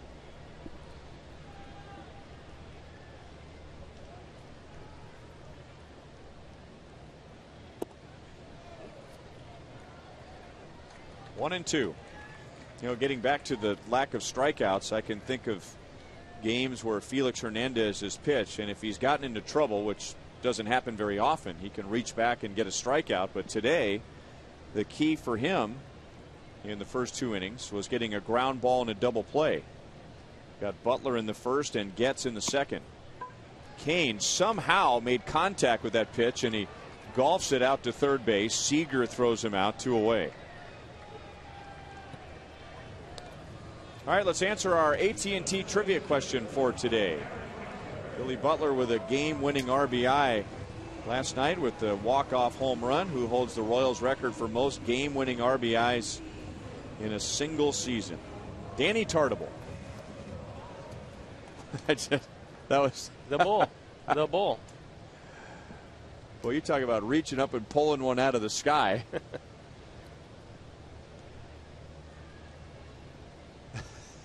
That was a total guess. Hosmer hits it right on the nose and lines out to center field. 2 hits today for Hosmer, but he's down in the 7th, and the Royals are down by 4.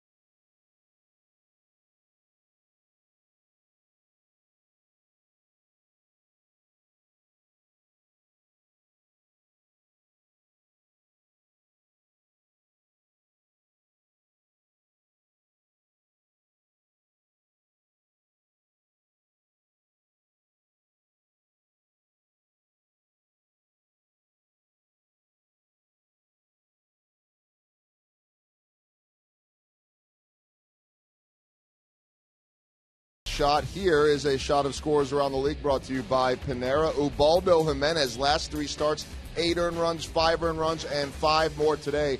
Tampa Bay all over Cleveland. Tigers continue to stay hot all over L.A. again. Minnesota losing. They are here next, starting tomorrow. And tonight it is Quintana Buchholz, Garcia Griffin in the 2 other games in the American League. That's all the action today, Ryan.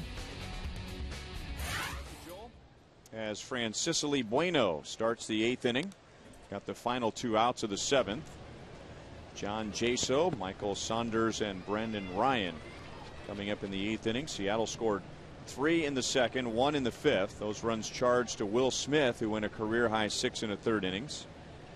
And they added 1 more in the 7th, and that was a run charged to Lewis Coleman. Dyson dives and makes a nice defensive play. So that'll get the fans out of their seats, if they're not stuck to their seats. 1 away in the 8th. Very, very nice play. Gerard Dyson coming in nicely. Full out dive. Able to hang on to the ball.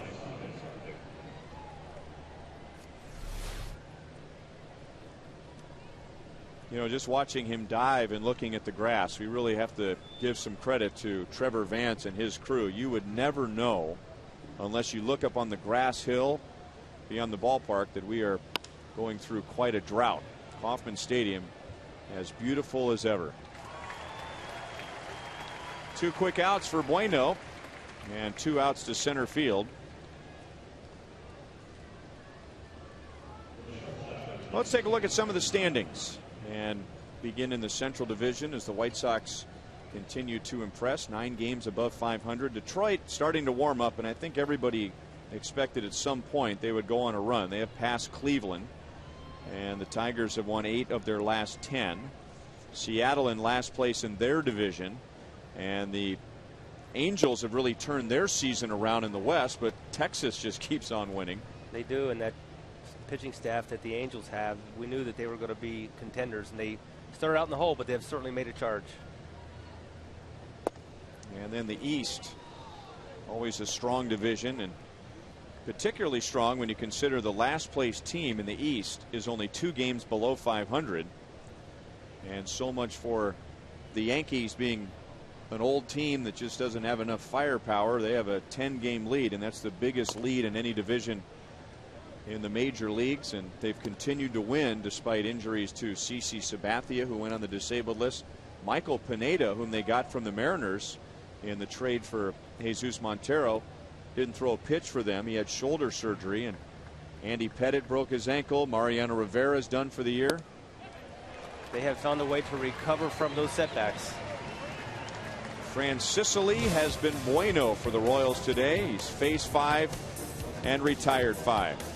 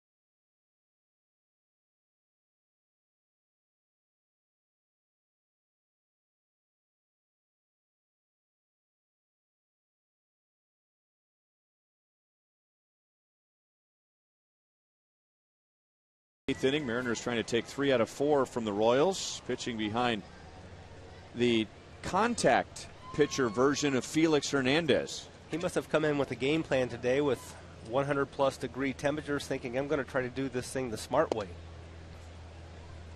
That was pitch number 66. And here we are in the 8th inning. He has knocked down 14 of the last 16 Royals. And there's a base hit for Salvador Perez. The Royals against Felix Hernandez have 6 hits today, 5 singles.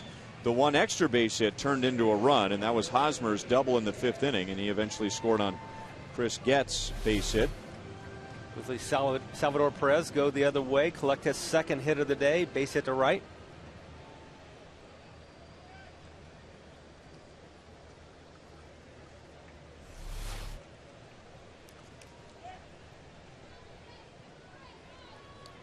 Hernandez has 2 complete games, and both of those shutouts. We told you about Saturday against Texas, and he held the Mariners to 3 hits in a shutout, 12 strikeouts.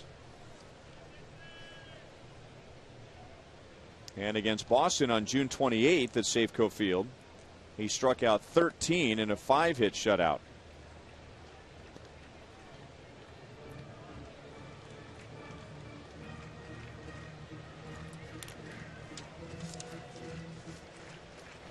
He is one of those starting pitchers that at some point you would expect to see a no-hitter from him.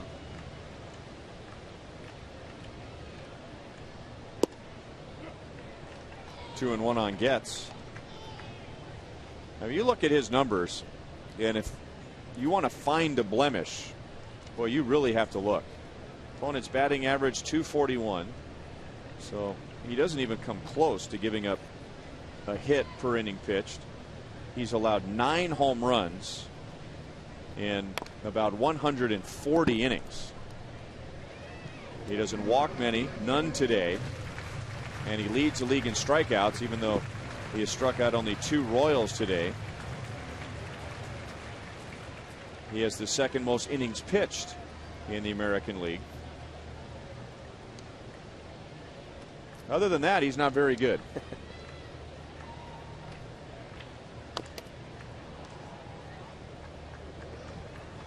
Still 2-2 on Getz. Grounded into a double play in the 2nd inning, and Hernandez got double plays in the first 2 innings. The Royals got 2 hits in the first, 2 hits in the 2nd, but came up empty because of the double plays. and then drove in the Royals run with a single to get Hosmer to the plate in the 5th.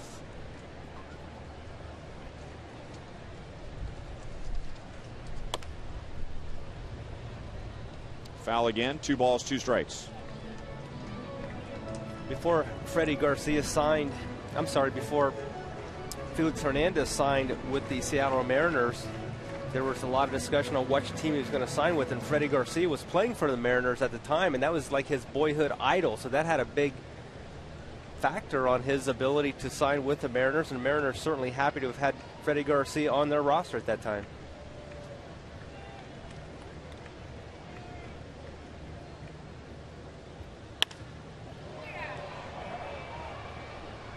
Suzuki fighting the glare, and he caught it, even though he was turning his head away as the ball landed into his glove. So he had the sunglasses on, he had the bill of the cap pulled down, his glove out in front of his eyes, and with all that, he still had a tough time finding the ball. One of the few fly balls we've seen today off the Royals' bats. Ichiro has a lot of difficulty with that one. Has the sunglasses on, but still just straight up in that high sun, using the glove really to almost shield his eyes. And that's what he's looking up into on a fly ball to right field.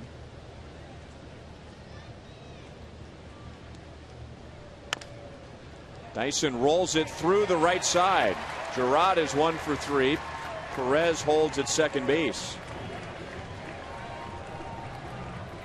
This is the 4th time today the Royals have had more than 1 hit in an inning against Hernandez. Going to find another ground ball. This one off the bat of Gerard Dyson. Finds a little turf in the outfield after getting through the hole between first and second base.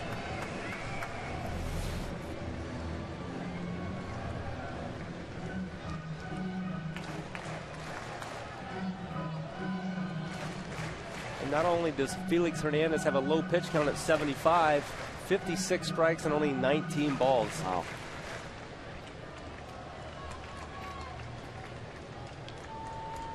Alex singled in the first inning today, 1 for 3. He has a 9-game hitting streak. Curveball's in for strike 1, and this is where you really need some power. You really need to look for a mistake from Felix Hernandez. The Royals are down by 4, and chances are they're not going to string together 5, 6, 7 hits against Hernandez. You'd like to get 3 home on 1 swing. Outside, 1 ball, 1 strike.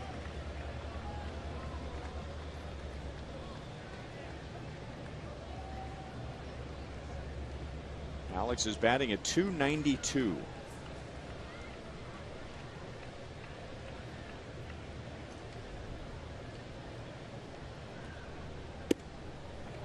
Two and 1. See that fastball in at 94 miles an hour, and Felix Hernandez really just kind of cruising along in the low 90s, but now in a situation where he needs an out, he's dialing it up.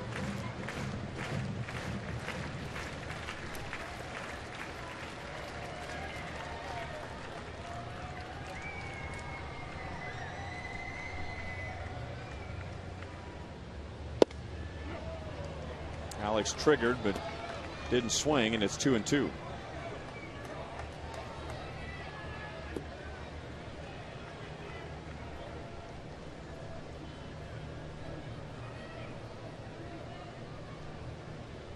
Perez singled to begin the inning with 1 out. Dyson singled.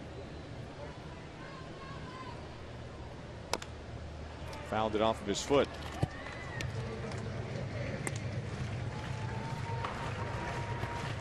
Lucas Lidke, a Rule 5 pick from the Brewers, is warming up in the Mariners bullpen.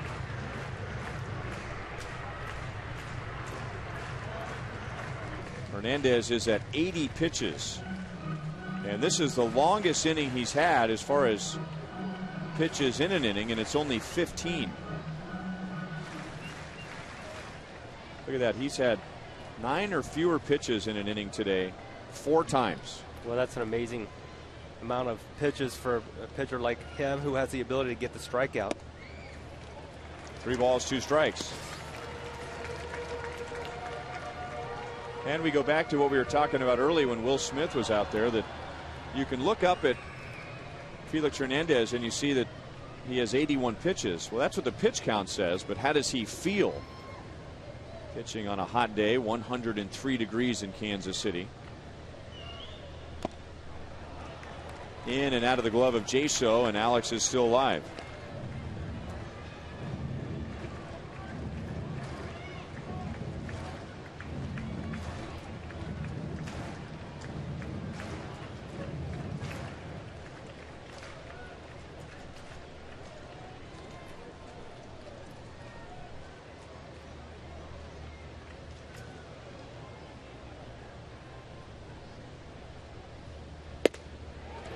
Bases loaded, one out. The tying run comes to the plate in the 8th inning. And Felix Hernandez walks his first. It comes with one out in the 8th.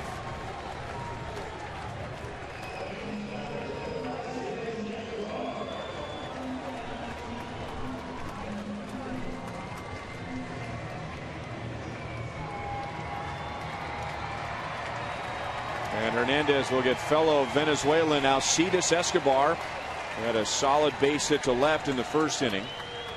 He'll bat with Perez at third, Dyson at second, Gordon at first. Escobar is 1 for 3. Curveball for strike one.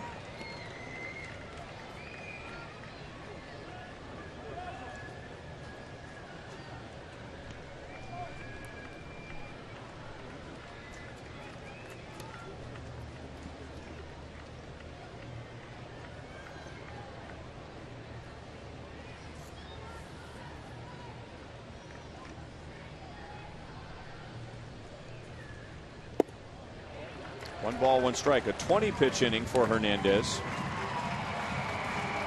Really didn't have to work very hard, even in the innings when he allowed 2 hits, because he got the double play in the first, gave up 2 hits in the second. Mariners turned to double play. Then he retired 7 in a row. Grounded foul, 1 ball, 2 strikes. The Royals got their run in the 5th inning. And after that, Hernandez went on to retire 14 out of 16. So this is the first inning that the Royals have had more than 2 runners, 2 singles and a walk. This is the inning the Royals want to do their damage. With Hernandez on the ropes really for the first time. Got your leading hitter at the plate, maybe your best hitter standing on deck, and Billy Butler.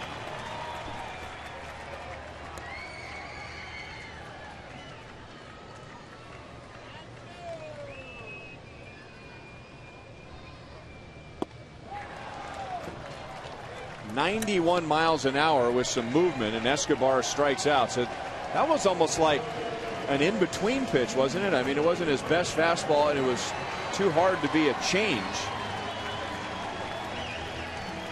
3rd strikeout for Felix Hernandez, and now the bases loaded, 2 down to Billy Butler. I've never heard of it, but go back to 2010 here. See Billy Butler against Felix Hernandez here in Kauffman Stadium. Billy gets the best of him.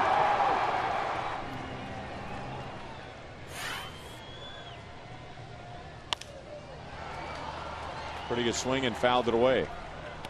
And now we have 2 2012 All-Stars matching up against each other here.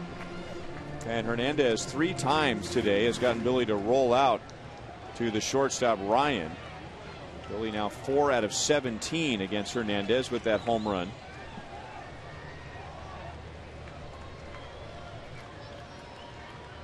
Bases loaded, 2 down in the bottom of the 8th. Royals down by 4, and Billy grounds it to short. So he is just worn out, Brendan Ryan. And Hernandez gets him again, this time with the bases loaded.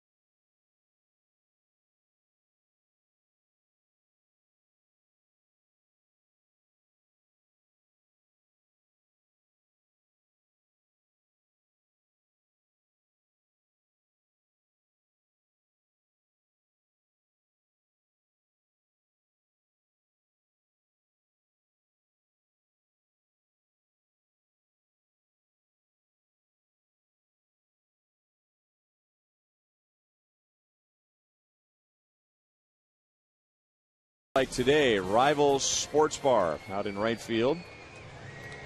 And our Sprint You Call It question for today, who do you think is the player of the game? The obvious would be Felix Hernandez, giving up 1 run in 8 innings. Or Jesus Montero, who has 3 hits and 3 RBIs and a home run.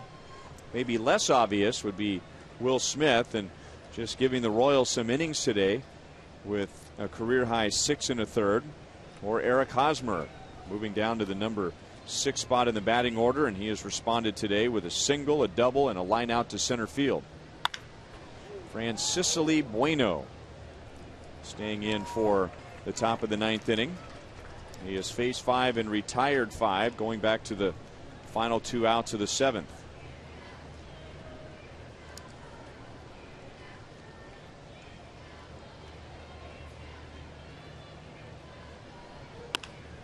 And there's a ground ball base hit into center field.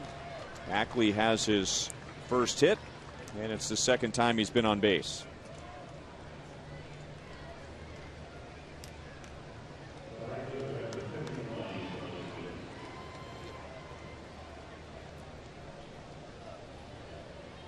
I don't know if you and Fizz talked about this earlier in the series, but Dustin Ackley, the 2nd overall pick in 2009 for the Mariners.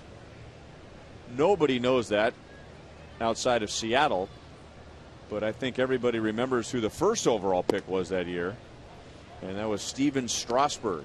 So while the party is still going on for Strasburg and all the talk about when he'll make it to the big leagues, how good will he be, and Dustin Ackley, the 2nd overall pick, I mean, that's a high draft pick. But that year it was just Strasburg, Strasburg, Strasburg. 1-1 on Ichiro Suzuki.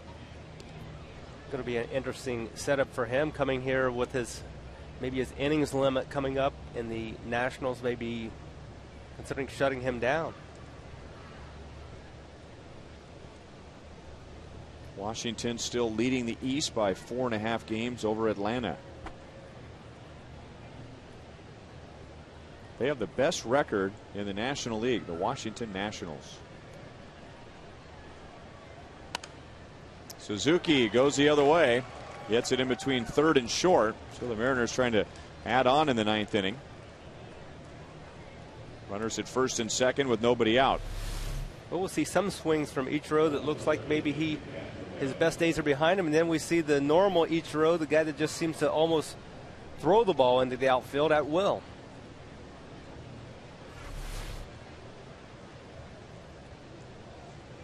He's come up with an 8-hit series against the Royals. So 2,531 career hits for Ichiro Suzuki in the major leagues.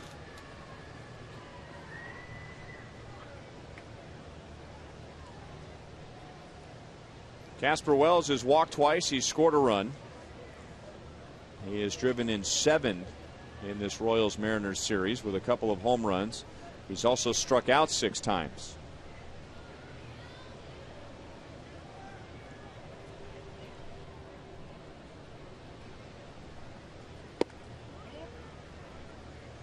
Immediately, it looked like a much better trade for the Detroit Tigers when they acquired Doug Fister from Seattle last year, and Casper Wells, Charlie Furbush going to Seattle, but Doug Fister has been on the disabled list a couple of times this year for Detroit.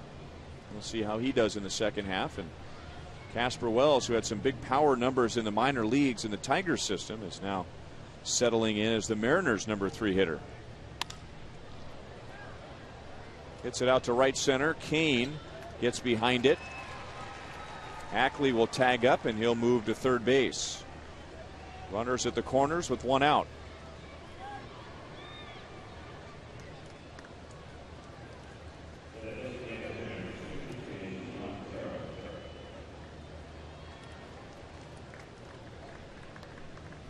That trade last year when Fister went over to the Tigers, it seemed like he was the pitcher who really helped them down the stretch. Ended up winning the division by 15 runs, but he was a real key in that run for them.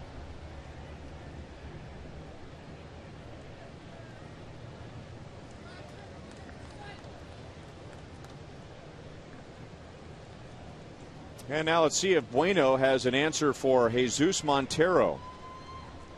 3 for 4 today, and his one out was a line out to right. And he's a triple shy of hitting for the cycle. He homered in the second with nobody on, drove in a run with a single in the fifth, and with a double in the seventh.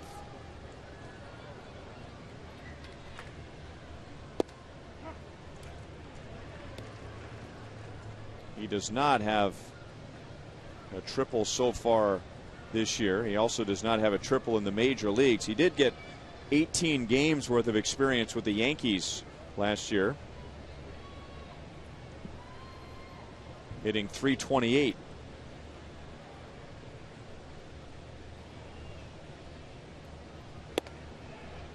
One and one.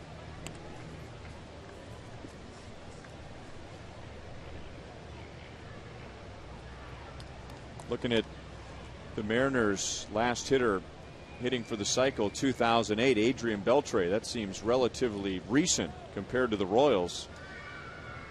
They haven't had a hitter hit for the cycle since George Brett in 1990. 2 balls and 1 strike on Montero. I would have been at that game. I'm thinking maybe Toronto. Yep. Sky Dome. July 25th, 1990.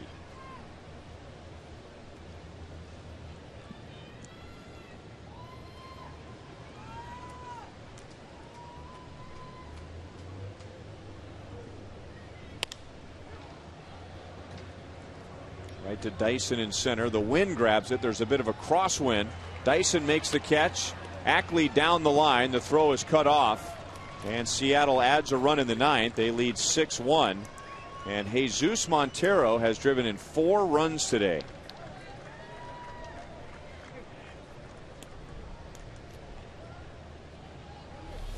Certainly had a productive series. This at bat, no different. Fly ball deep enough. Get the run across the plate. Dustin Ackley scores easily.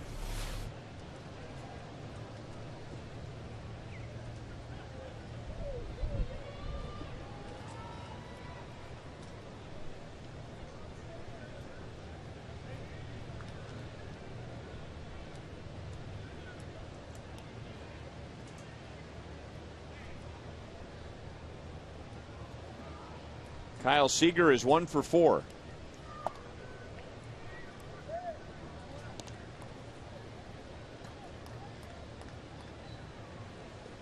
Singleton scored in Seattle's 3-run second inning. He has 5 RBIs in the series.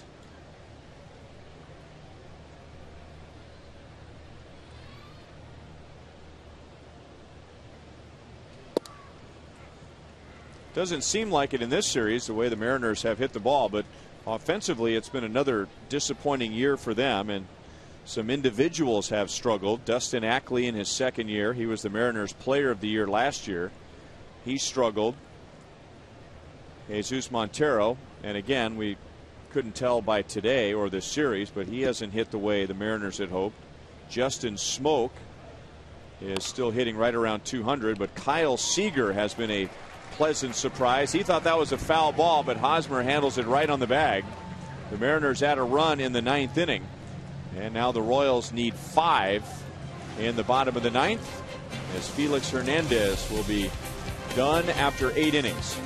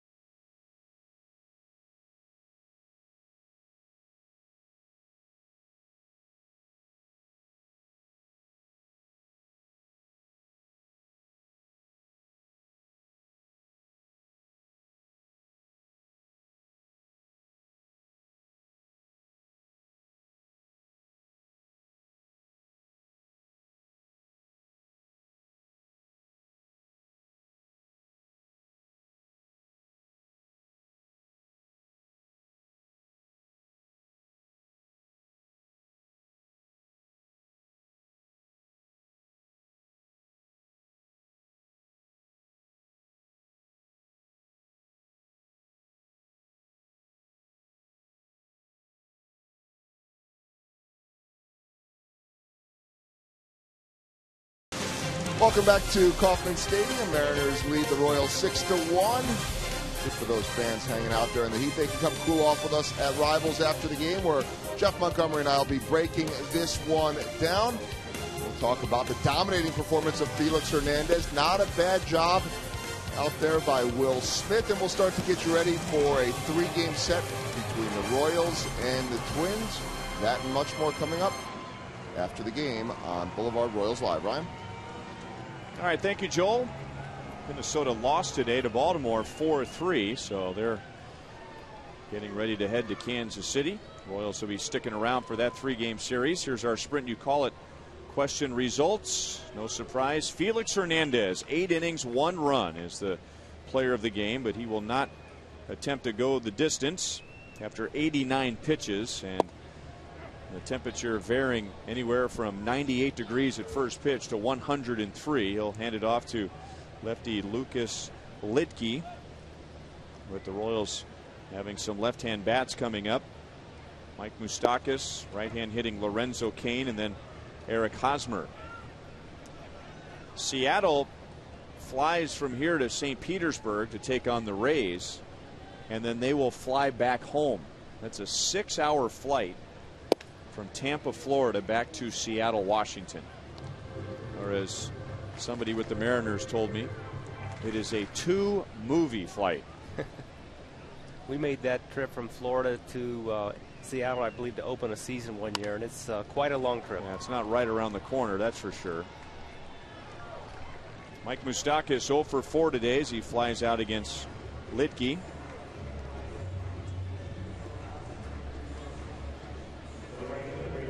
Litke being the Rule 5 draft for the Mariners, oftentimes he's then just facing one batter. In fact, in his outings, he's going to face one batter 12 out of 36 times in his outings this year. So not a guy that's accustomed going to a lot, but really effective against the left-handed batters.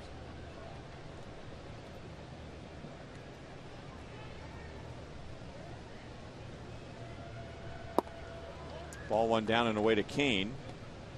And Litke's done a nice job for a Rule 5 player. 1.46 ERA. He started the season, did not allow an earned run in his first 25 games, so off to a great start in his career. And getting to your original point, Monty, 25 games, you think, wow, that's impressive, and it is. But that was 16 2/3 innings. So he wasn't even going a full inning most of the time in those first 25 appearances. Lorenzo Cain is 0 for 4.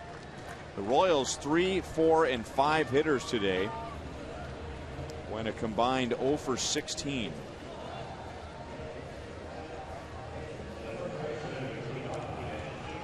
Litke in the Rule 5, coming over from the Milwaukee Brewers. And if you're not familiar with the Rule 5 guidelines, a player can be drafted from within one organization to another organization if he's not on the 40-man protected roster. But the catch is, in order for Seattle to keep him, they have to keep him in the big leagues. He has to be on the Major League 25-man roster. So it's a gamble just to get a guy in the system. He just kind of has to grind it out for a year. And the Mariners carrying 8 relief pitchers for the majority of the season in their bullpen, and he's one reason why. But now that he's established himself, they don't have to really feel like they protect him as much as, say, for instance, last year, Nate Adcock in the Royals bullpen as a Rule 5 guy. You got to give him some protection.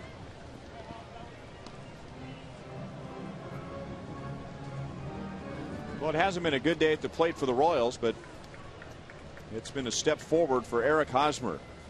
He singled to center in the second, doubled and scored in the 5th, and lined to center in the 7th. Down 1 ball, 2 strikes. He had been 0 for his previous 8 before today. Jeff Francoeur getting the day off. Hosmer moving down, so everybody moving up. Butler hitting 3rd, Moustakas hitting 4th, and Cain hitting 5th today. 2 balls, 2 strikes.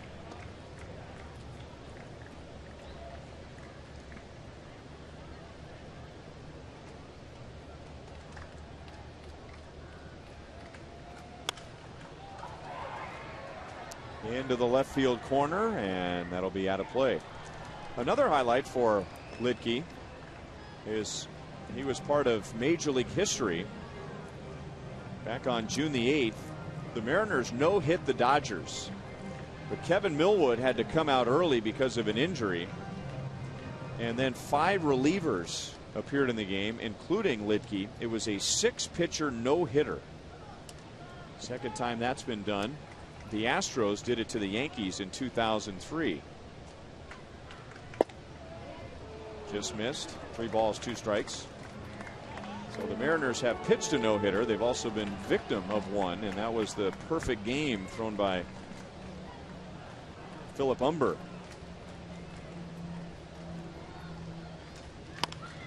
Over the mound, Brendan Ryan is waiting for it. And the Seattle Mariners take 3 out of 4 from the Royals.